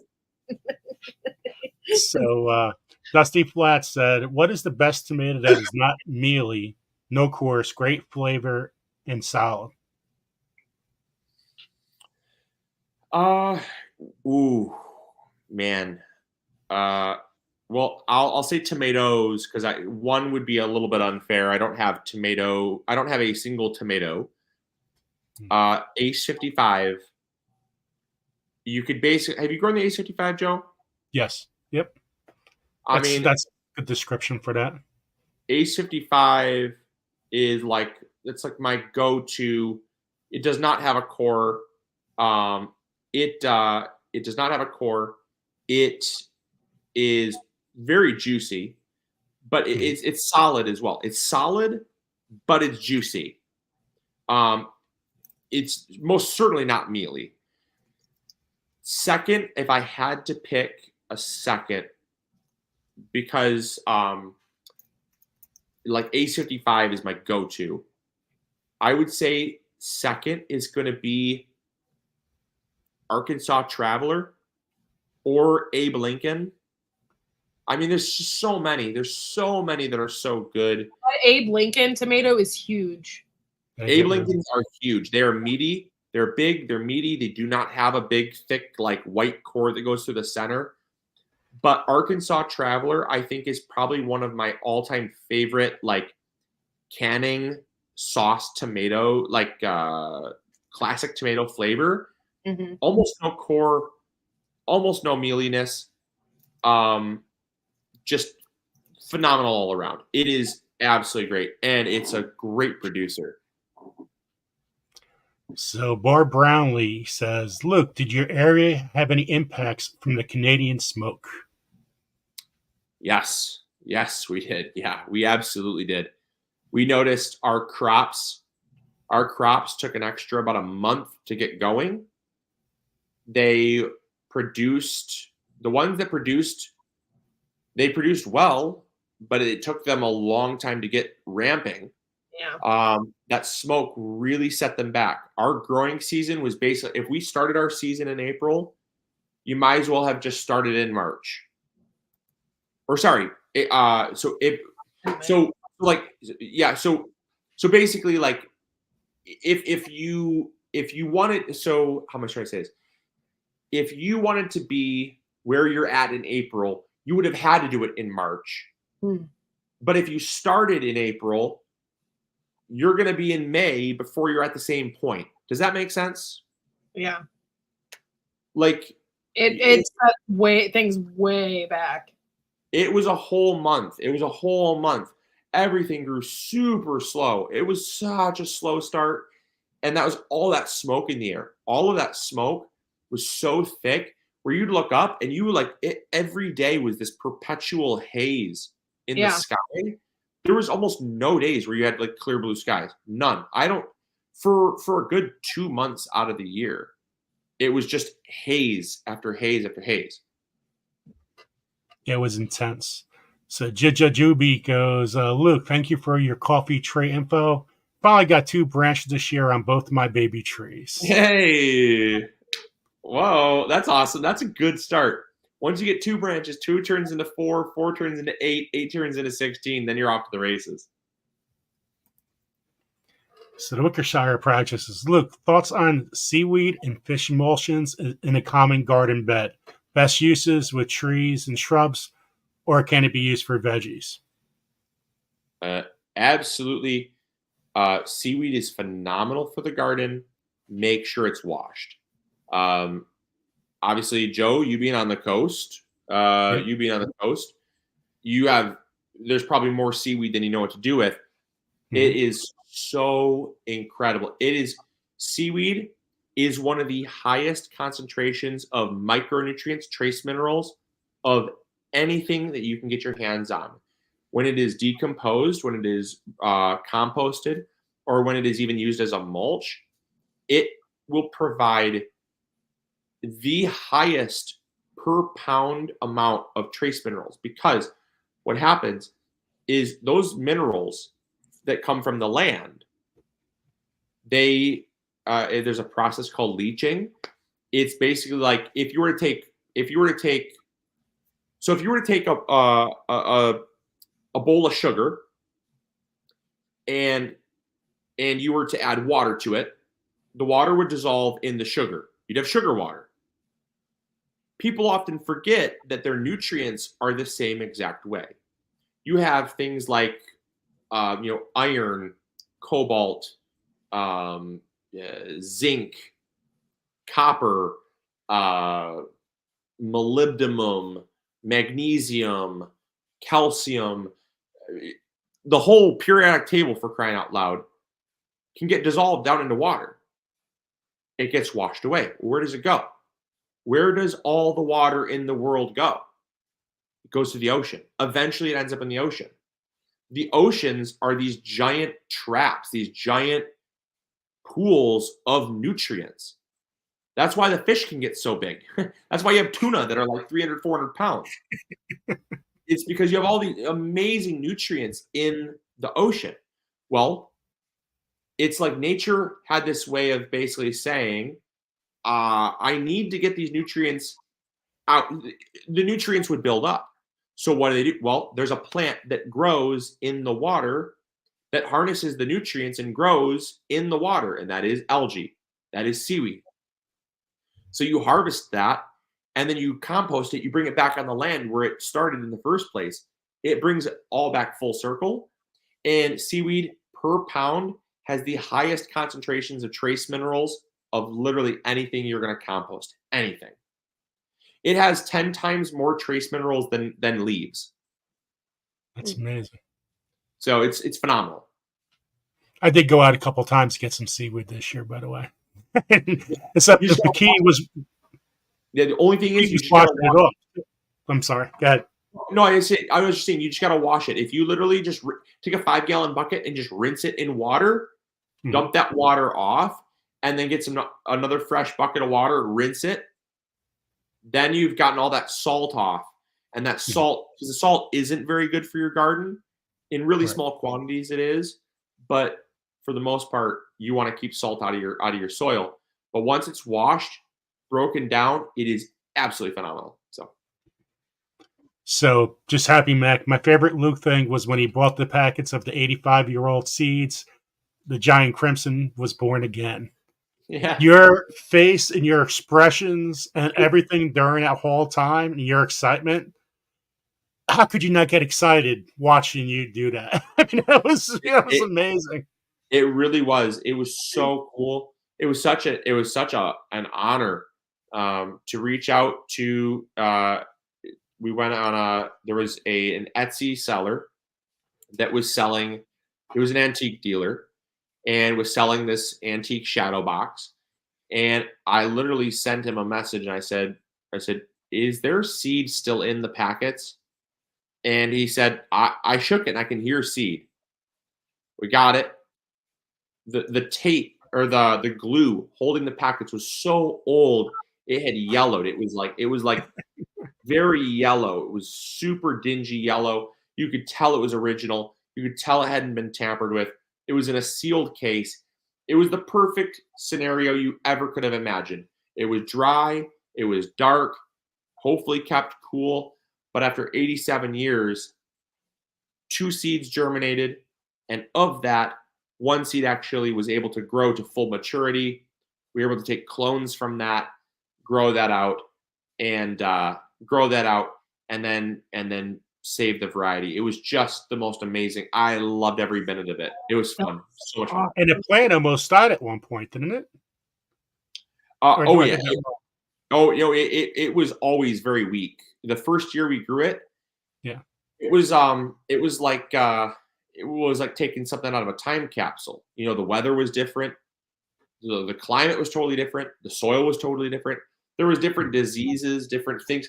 I mean, imagine waking up from a coma after 85 years and someone telling you, you know, you've slept through all of this. Yeah.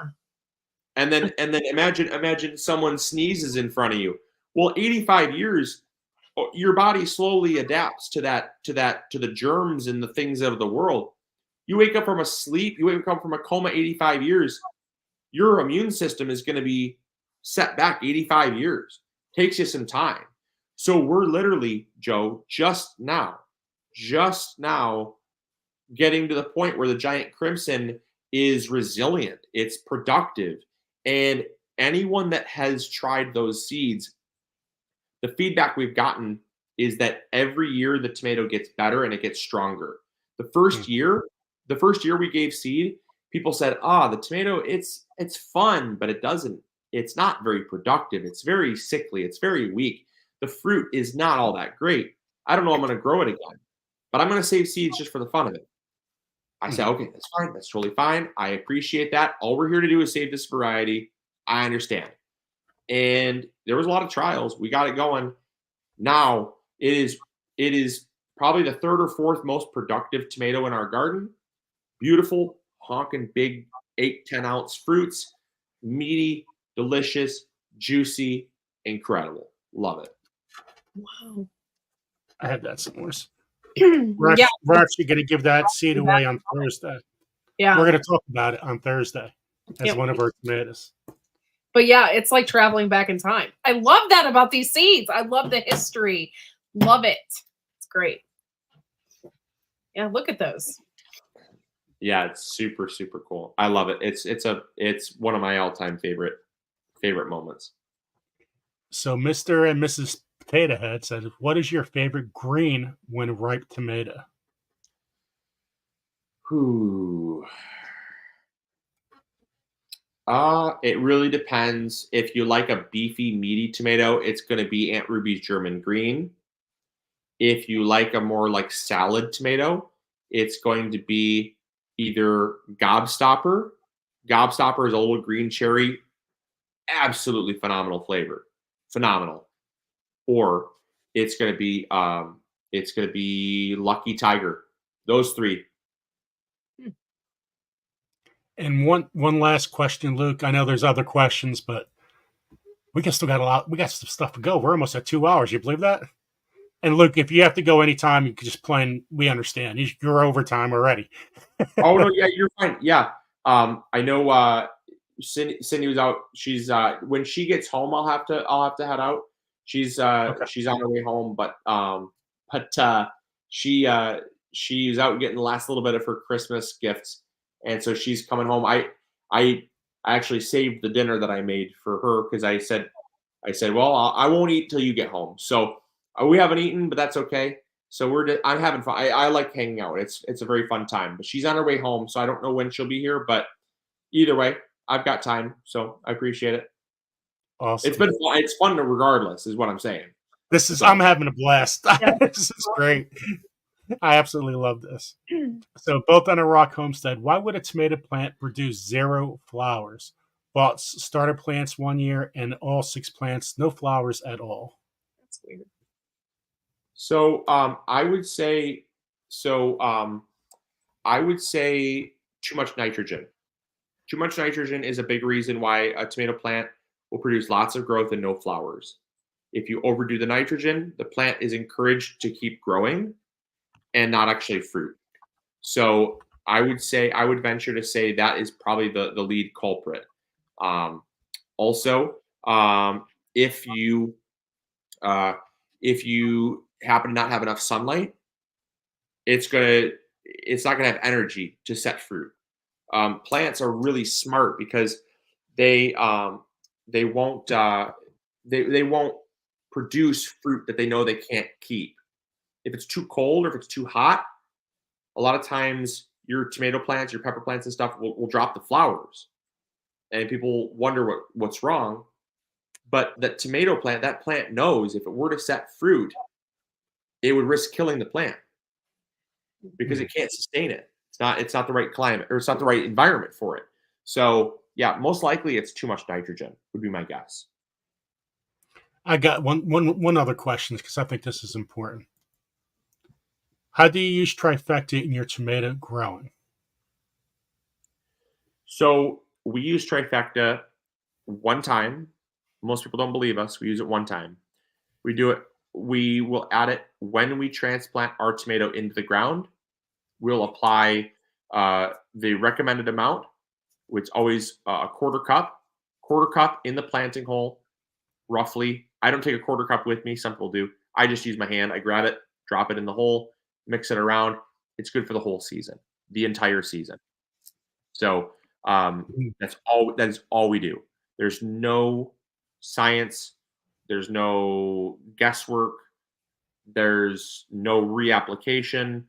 Once and done. It's so simple. And that's what I love about it. It's the only fertilizer that we use in our garden. So I'm going to go to your website, Luke. I want to show everybody that.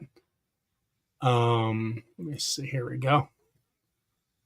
So you have something special going on, but he has over 700 varieties of seeds. Also sells plants, which is amazing. I mean, you sell your, when I'm talking about plants, your blueberry bushes, strawberries. You could buy all that, which is amazing. And the response last year you got from your blueberry bushes, and which was really amazing. And here we are. Look at this December pin of the month. Arrived in December. Can you talk a little bit about that, Luke? Yeah. So tomorrow at 7, we're going to be unveiling the pin of the month. It's always a limited edition. We wanted to make gardening fun. One of the things that we always said is, if gardening's not fun, why are we doing it? And so that goes with anything. So the pin of the month is something that gives us the ability to get people excited about collecting something. I myself loved cards. I liked baseball cards, Pokemon cards. I like collecting cards. And nowadays, it's pins. For people, it's collecting pins. I used to get into pins when I was younger, and I would everywhere I went, I'd get a pin, and I had a hat that I pin all the pins to. Then when that filled up, I put them on my backpack, and it was just a cool way of showing someone that you had something in common. I think nowadays we don't have that much. We think we don't have that much in common, right? The world is constantly telling us everyone is out to get each other. Everyone's different. Everyone's butting heads. Everyone's you gotta fight about something, argue about something, yell about something. And really, when you get down to it, our goal is that you have this super limited edition. Once it's sold out, we never carry it again. and we do it every month. And the idea is that you collect these pins, you proudly display them wherever you display your pins, and then when someone comes across and says, "What's that pin?" Oh, it's about, I super into gardening, and I'm a member of the MIGardener community, and they came out with this really cool pin. And then hopefully the other person goes, "Oh, that's super cool. I love gardening too. That's super cool. What kind of stuff do you garden?" And they might be polar opposite people that under Mhm. normal circumstances would be ready to bite each other's throats off. And they're coming together on something that unifies them. And that really has a cultural impact, because I believe that we need to be moving more towards loving each other and realizing we have a lot more in common than we do ready to punch each other's faces in. And that's what gardening can really help do. And on your site, I like your latest posts, like of fungus gnats and spider mites on how to control them, and how to make the perfect compost. Little things like that are so important to gardening. Um, Yeah. Oh yeah, our blog is critical for um our blog is critical for conveying information for sure. Free information is super important. and you can buy Luke seeds right here. Make sure you use the hashtag grow big, get 10% off. You spend $18, you get free shipping. So it's basically getting 25% off your seeds. Um, Now, what seeds, like, what is your highest? What do people buy the most out of your with your company? I don't know which other way to explain it. Yeah, well, with beans, it's going to be the blue lake bush bean or the strike bean. Um, so yeah, you're gonna see all those beans there. Um, with with like lettuce, it's probably the Paris Island cost lettuce. Uh, with carrots, it's going to be probably the Danvers 126 carrot, Danvers half long carrot, or it'll be like the rainbow mix carrots. I love carrots. I have carrots in the ground right now. Oh, It really depends on the variety. But delicious. our best selling pepper by far, our best selling pepper is the um it's the coral, or not the coral, sorry, the lilac bell pepper. The Oh, lilac is it bell pepper, really? we just released it this year. The lilac bell pepper, it's somewhere in that list.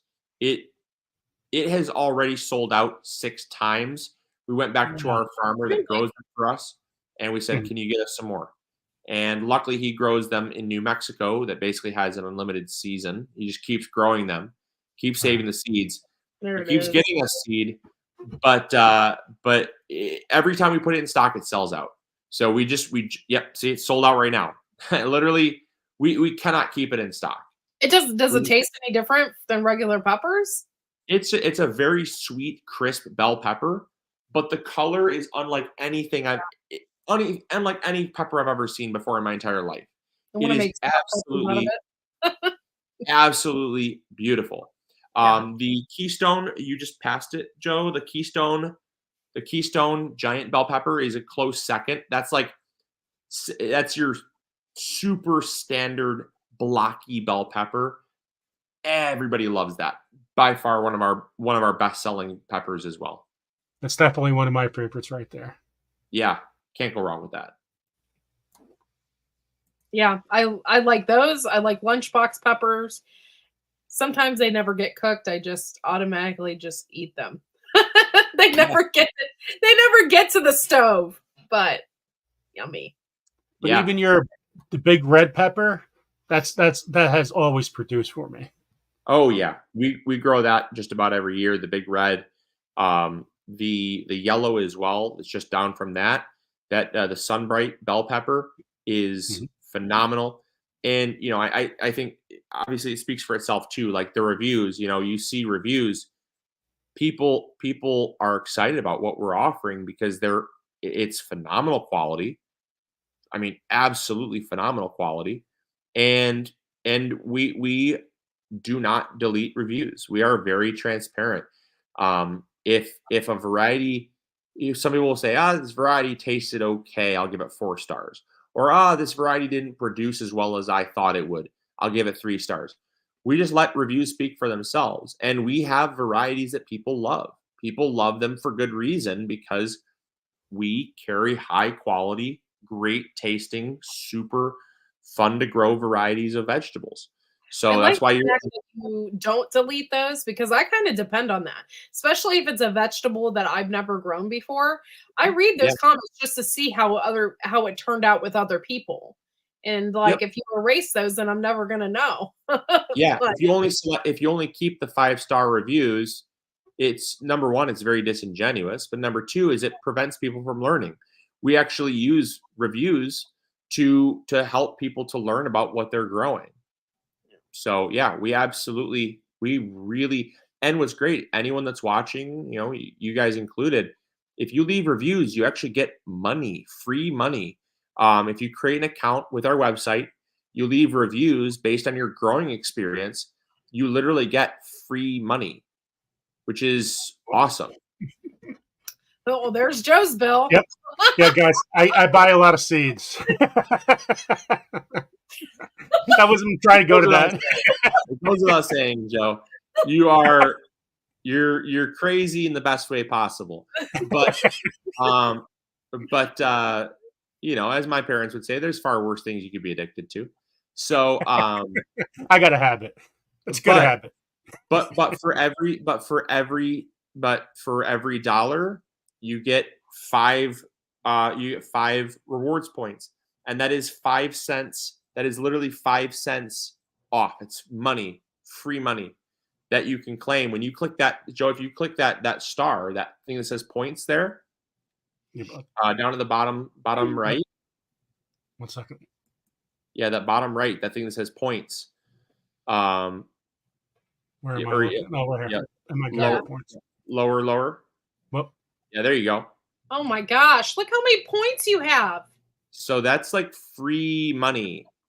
That is $12.55.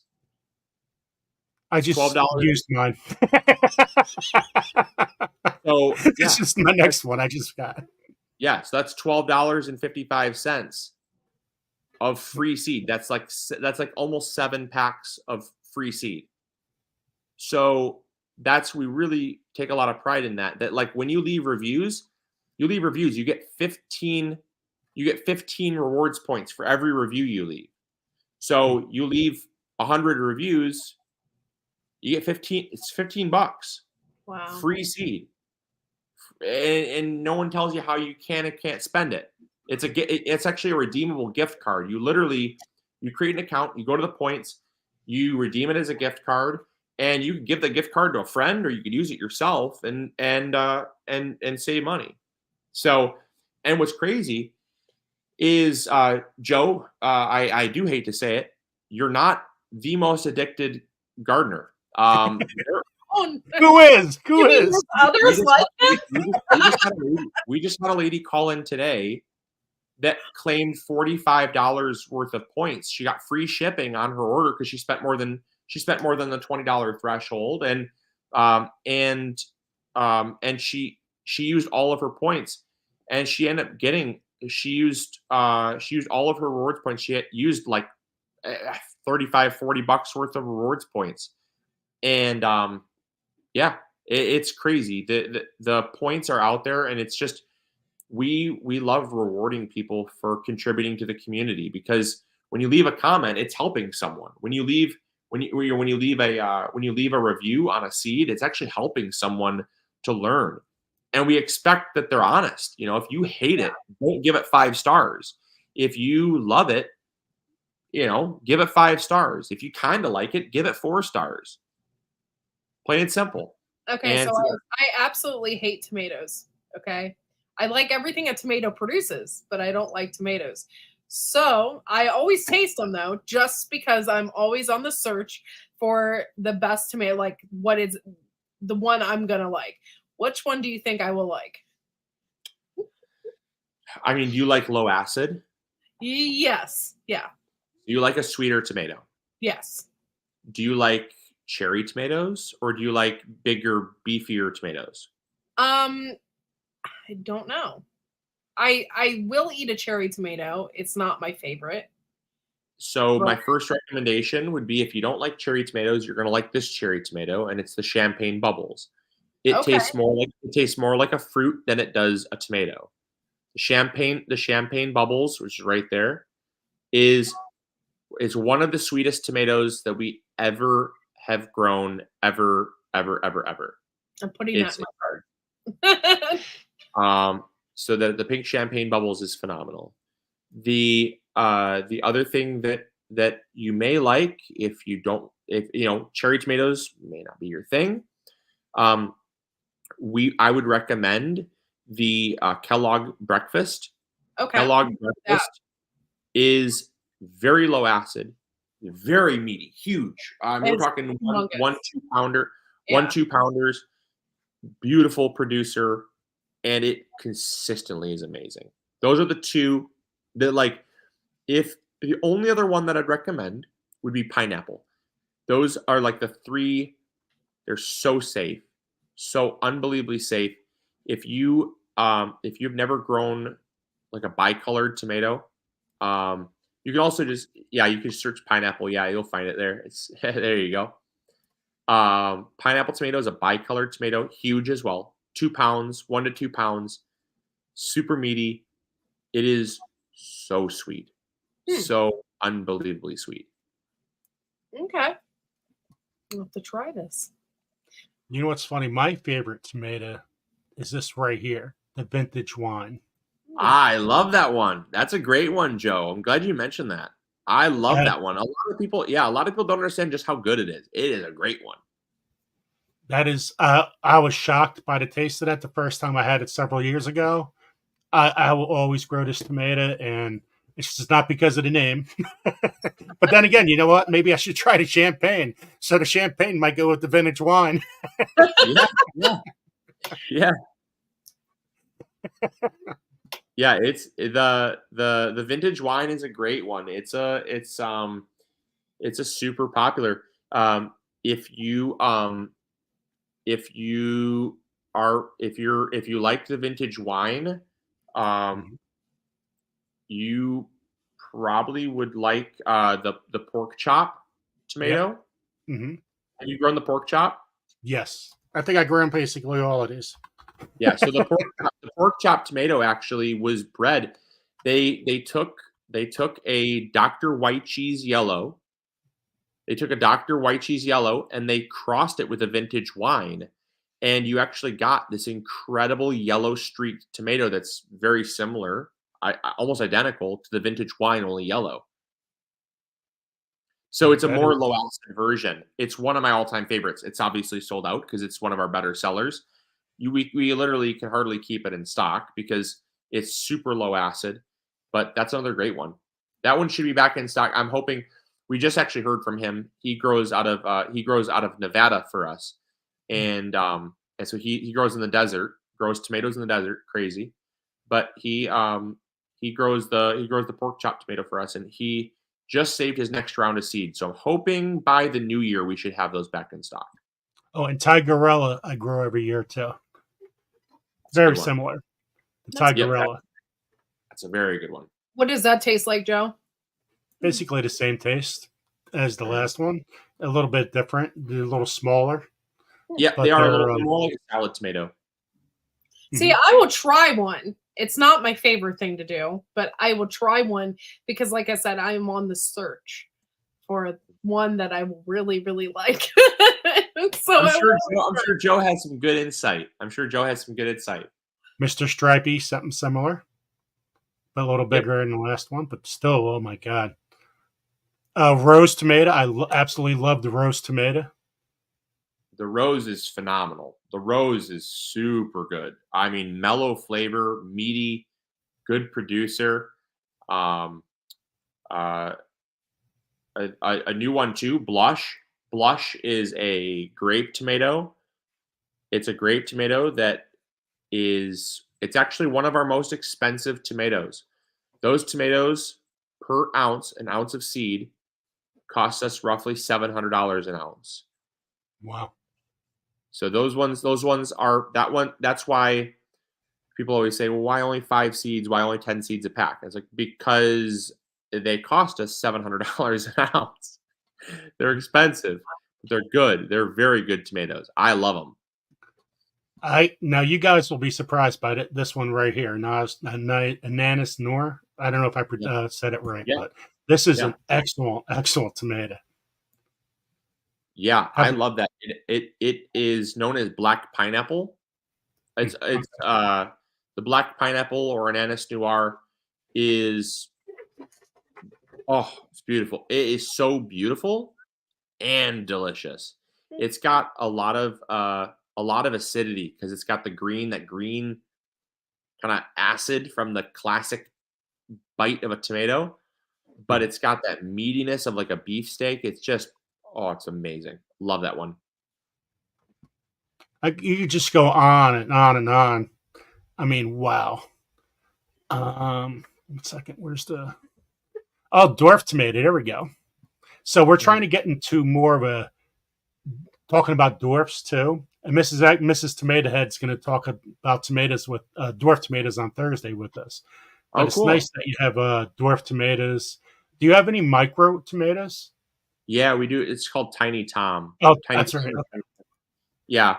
So that's a micro tomato that only gets to be about 12 inches tall. The Warwickai or Wero Kawaii, the Wero Kawaii tomato is actually it's a large tomato. It only gets about the plant only gets about 2.5 feet tall, but the tomatoes on them are like a normal tomato. It's crazy. It's super cool. I love that. We throw that in containers. Actually, we grew them at the shop.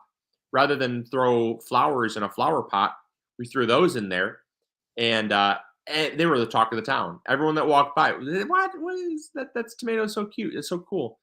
So I love the black cherry tomato too. You have the black disease resistance, huge tomato, intermediate, goes all season long. It's all frost.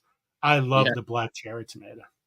Oh yeah, no, for sure. We Another grew one. the Isis candy one year, and it would split really easily. It almost was like super delicate. Yeah, very thin skin. The splitting is caused from inconsistent watering. If you water it a little more frequently, it won't split as easily. But the nature of a lot of these heirlooms, as you'll find, a lot of heirloom tomatoes have thinner skin, so they do split easier. You can harvest them sooner, so they won't split as easy. If you leave them on the vine to the very last second, they're going to split very easily. But also, infrequent watering will lead to splitting. But the Isis candy is very low acid, super nice little like saladette tomato, and we've grown that many years. We have not grown that in the past couple years because we can only grow so many varieties. But the reason why it's on the list is because it's an awesome one. It's great. But a lot of your heirlooms are thinner skinned.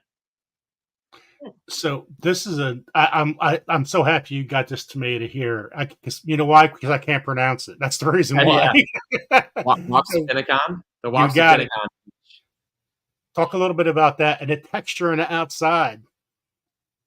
Yeah, so it's known as a peach tomato because it actually has fuzz. It has fuzz on the outside of the fruit.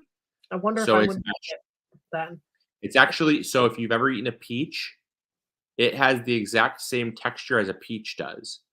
It's like furry or fuzzy on the outside, but it tastes like a tomato. It's one of our more popular tomatoes.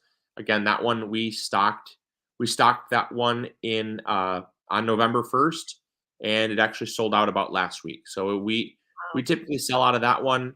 We sell out of that one pretty quick, but we get more. Anything that is sold out, we're getting more of from our farmers. We don't typically sell out until about May or June. That's when things sell out in May or June. A lot of times they're gone. They're gone for good until next November. And one thing left. Laura had a question: are the green zebra tomatoes, do they taste like a normal tomato, or are they for frying? So they taste they taste like a green tomato, but they're soft. Like when they get fully ripe, they get soft. So I know someone asked about a green tomato earlier, and you can use them for like fried green tomatoes, but they get really soft if they get fully ripe. So I would prefer just to eat them as a regular tomato. Just enjoy them as it is. Throw them on a burger, throw them on a sandwich, throw them on a salad, eat them fresh. I wouldn't fry them because they're so soft that they're gonna turn to mush in the pan. Mm. Now, the fertilizer on your site. This is pretty cool stuff here. So I love Trifecta. Trifecta has always worked well for me. What a blend. I know Yeah. Super Last used that was like one of your most popular things last year too, right, Luke? Wasn't I know you did a lot of videos on Sassy Lass and the benefits with Sassy that. Lass changed. Yeah, Sassy Lass really changed the game on how we garden. Um, we tried throwing Sassy Lass into Trifecta, and what happened was the beneficial bacteria in Trifecta started consuming the sugar source of the Sassy Lass, and we had like mini explosions. Like the bags would fill up with air. They'd consume the. It's like when you make bread and it, like, creates gas.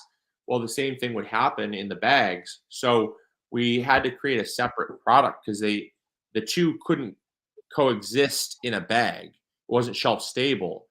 But when you add it to the garden, that sugar that sugar feeds the beneficial bacteria and fungi. It actually is a powdered molasses. It's a powdered molasses with um, with humic and fulvic acid. So it actually feeds the soil and feeds your plants all in the same. Nice. So yeah. And I did want to let you know, Mrs. MIGardener did just pull in. So I didn't know if you had any other final question. I didn't want to leave too fast, but I wanted to see if you guys had one or two more questions. I wanted to give you the time. I know, obviously, so I did want to do one thing for you before I head out here. I wanted to create a little gift for those that were watching. One second. I just wanted to do it online. So what's up, Geneva? How's it going? They just came back from shopping. Mhm. So I'll leave you with this. I'm just creating it right now. And then I'll let you guys have fun. But I'm doing something. Yeah, go ahead and talk and chat amongst yourself. I'm literally creating a gift card that you can give away to some of your viewers. So Oh wow! Oh, Thank you. that's cool. Thank you so much. Thank you. So guys, we yeah, have yeah, some. yeah. So we have a couple questions when Luke gets done here. We have 8 questions, and the first person that answers each question wins the prize. So we're going to give away Sassy Lass Trifecta. That's going to be 2 of them. Can I be in this drawing? You already have the answers. Oh, okay. We're also going to give away. Well, we're going to see the sweatshirts, but look, I got a. Oh, look at that! So I'm gonna go. I got to go to his site because there is discounts and stuff on that. We're gonna give away a garden, the autopilot garden book. We're gonna give that away too. Let me see. Autopot it. And the planter. So the planter that Cindy made, the garden planter, which is pretty cool. So let me write that down. Then we have Luke's, what he's given away, and 3 things of seeds. So it'll be tomato seeds. So I know Luke got to go. Let me go do I'm that I'm, right cre- now. I'm creating it right now for you. So I'll send you the gift card code Okay. in the back end, so that way obviously like you can give it away to whoever wins. But let's see here. I'm just creating it right now for you, and then let's see, here we go. So there you go. Yeah. So Again, Luke, thank you so much for spending all this time with us and everything you do to help everybody grow, learn, grow, do things the right way as a family. I mean, today we're yeah, growing up where I loved hanging out. It was a lot of fun, and so I'm gonna make you I'm gonna make you a couple of them, just because I want you to have fun. So I enjoy hanging out with you. I mean, it's an honor. So I'll make you a couple of them here, Thank and you. thank you, thank you, thank you. and so yeah, no, it's been a lot of fun. So these codes are always randomly generated. So if they look weird, it's because they are weird. So there we go. So I'm just throwing those in there for you, and then I'll do one more for you. Thank you, thank you, thank you. Yeah, we look on our Thursdays when we do we have a growing guy Thursday, and part of that we go over your seed packets. I mean, we go over it thoroughly. We see what the story is. That's what we talk about, because Yeah. I've never seen anybody talk about a seed packet before. So we wanted to do things different in our program, and yeah. So many people like to watch it because we've gotten a lot of views on those, but it's so educational just to like talk about it, and like some people just, I don't know, they really like it. So Well, that's wonderful. And like I said, anytime I can help, I just appreciate it. I really appreciate the time. It's an honor, and it's been a lot of fun. I mean, getting to hang out 2 hours, 2.5 hours, getting to hang out, talk gardening is fun for me. I really appreciate that. And it's an honor. I mean, I am honored to be able to be on to your platform that you guys have built and created. And it's a wonderful community that you guys have. So before I head out, Joe, did you get those three gift cards? Okay, let me make sure. They should be in the back. They should be in the back end in the private chat there for Oh, you. in the private chat. okay. They should be in the Yes. They should be in the private chat. That way they're secret. So when you give them away, that way you know who's getting them. Awesome. Well, again, Luke, Oh, yeah. thank you so much. I mean, Yeah. wow. Did you get them? Did you get them, Joe? Yes, I did get them. Yes. Okay. Yeah, cool. Fantastic. So I am signing off, but thank you guys so much for the fun evening. Yeah, as I always say, grow bigger. So Yep. I can't. Right. Take care, I'll guys. see you later, Luke. Bye. Thank you so much. We really Thanks appreciate everyone it. watching. Yep. Bye. Bye. Wow, that was cool. We're talking about overtime today. Well, guys, we got some great I gifts. still plan on doing an after party, y'all. So Yeah. come on over to the after party so we can talk about all this cool stuff, because this is awesome. Luke is amazing and he's so knowledgeable. So really cool stuff. Okay, so let me just write this down. So there's going to be 3 winners going to get $10 off their seeds. So you get $10 off. Plus, please use everything we have. I mean, geez. I mean, wow.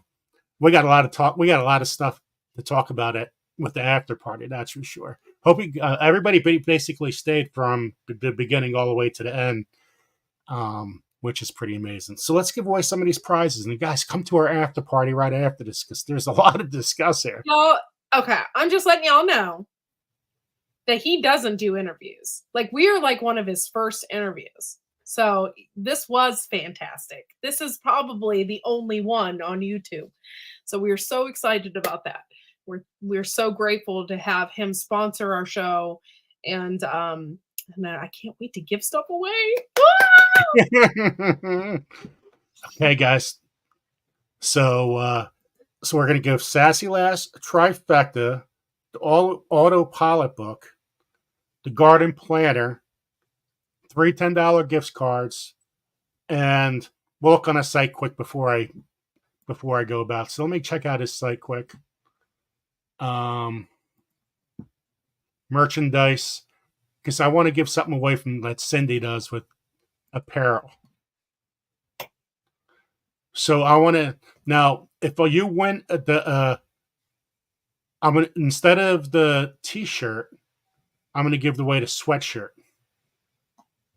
Actually, you have your option. If you win, you have your option of your T-shirt or your sweatshirt. So, which is pretty cool. Actually, you have your option anything on his site. You got to let me know. That's pretty freaking awesome. But you got to make sure it's your size, okay? So you got to make sure you email me. Wow, this is awesome. This is great. Let's see who's going to win. So we got some questions. Some of them are basically, well, pretty easy. Some of them might be a little harder. So it's all about Luke.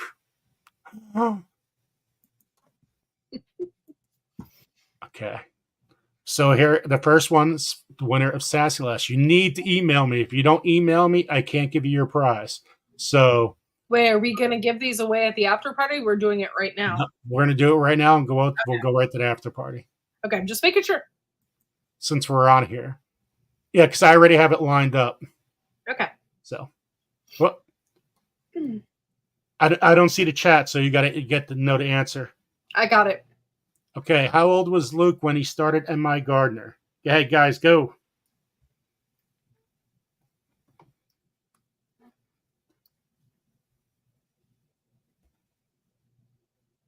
Nothing Grace yet. and Fire is the winner. Yep, Grace and Fire. Grace and Fire. You just won. Congratulations.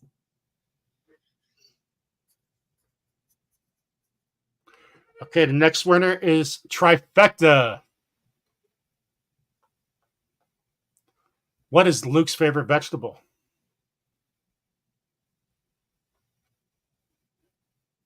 Go for it, guys. What is Luke's favorite vegetable?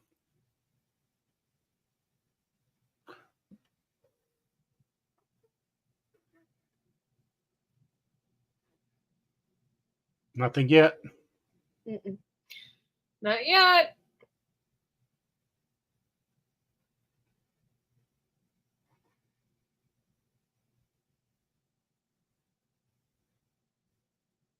We may have to do it. I'm so happy I did this question. Oh, Janice. Oofer? Janice. Yeah, Janice. Congratulations to Janice. Congratulations. You are the winner. Sweet corn is his favorite vegetable. Awesome. Thank you so much. There it is. Next winner is going to win the autopilot book. Ready? Here we go. How many different varieties of tomato seeds does MIGardener supply?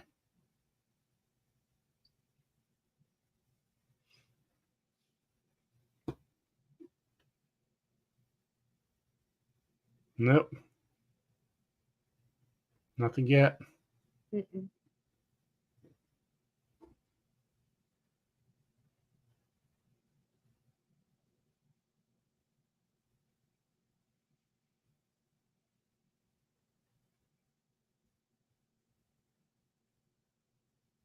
This is a really hard question. To actually get that number, specific number, it's going to be rough. It's under 200. Brampton Gardner, 5 million. It's a 700. Mennonite Farmhouse. It's close, but no cigar. We got a winner. We do? Yep. Who is it? Mennonite Farmhouse. Boom! Yes. Congratulations. I didn't see it. It went by so fast. Congratulations. All right. That was awesome. I love this. Thanks for joining us. Brampton Gardner just came in, so welcome in, Brampton Gardner. And guys, sorry, when we have a guest like that, we can't really welcome everybody into the chat the way we wanted to. So we'll be more welcoming on Thursday. It's just when you do interviews, it gets a little tough. But thank you guys for being patient with everything. Okay, so the what is it? The garden planner. Here goes the garden planner. What was the title of Luke's first video? If you guys can answer this, I'm impressed. Mm-hmm.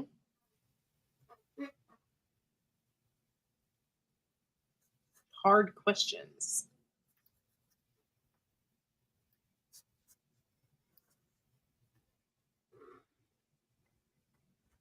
Good guess, 2%. Good guess. Nope.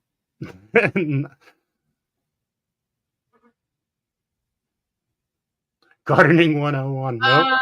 M. Kelly. It's MKE11Y. Just got it. Oh, wow. Oh, I missed that. Hold on. Yep. Yeah, that's M. it. Kelly. Yep. Good job. Congratulations. And M. Kelly, welcome to the channel. Thank you for being here. That was, and guys, we'll have something like this for tomatoes or something like that on Thursday. Now, my friend passed away the other day, so we have to do an all awake thing tomorrow. So I'll do the best I can for coming up with some questions. Make sure you email Joe what you won and all of that. I'm sure Jane Doe has the circulation of the information on what to do when you win. Boom. Boom. Boom. Boom. Jay Dixon got it. Boom. Thank you. What year was MIGardener's first launch party? Winner wins the t-shirt or sweatshirt, whatever you want to pick from that site. But you got to tell me the size, and I need your addresses, guys. And tell me exactly what you won. Jersey Twister. Woo! Congratulations. You are a winner. Okay, Come on down. The last 3 winners will get the coupon code. Yep. Which is so awesome. And I got to make sure I save that pic of the numbers he gave us too. That's very important. That's in the privates. Okay, here we go. That was 2016. Guys ready? Are you ready? Are you guys ready down there? Where did Luke find the giant crimson tomato?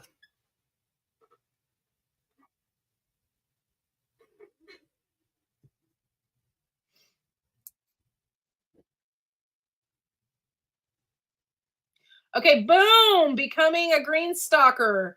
Got it right away. Thank you, Green Stalker. You are a winner. Congratulations. This is awesome. I'm having so much fun doing this. I like the more in-depth questions because people really have to work for it. I love it. Okay, here we go. 10% off. I mean, not 10%. Where is MIGardener located? This should be an easy one. See, some ones are easier than others. He actually mentioned, so you need to know the location and state. So not just Michigan. What? Nope, it's not Colorin. Nope. Boom! David Gray got it. Oh, David yeah. You're a winner. Oh, yeah. Congratulations, David Gray. And the last question. Here we go. And I can't believe Luke said at the end of the chat. I was like, oh, no.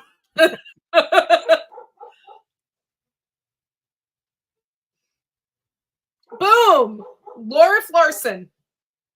Congratulations, you are a winner. Make sure No. Why?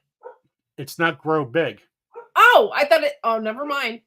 Sorry. My fault. I thought it said that. It is becoming a green stalker. Grow bigger. Sorry. So congratulations to look everybody else. Grow big. There we go. Oh, Rebel Cannons was second place on that. She just got a little bit slower. Becoming a green stalker. Congratulations. Sorry, guys. I read it wrong. The side chat is flying.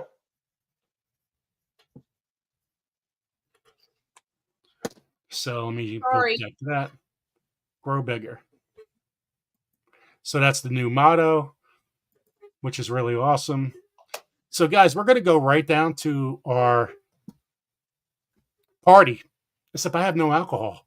And we're going to do a little bit in there. Hope you guys could come out and talk a little bit so we could chat with you guys a lot more. So I'll see you guys in right now. Yep. See you guys in a second.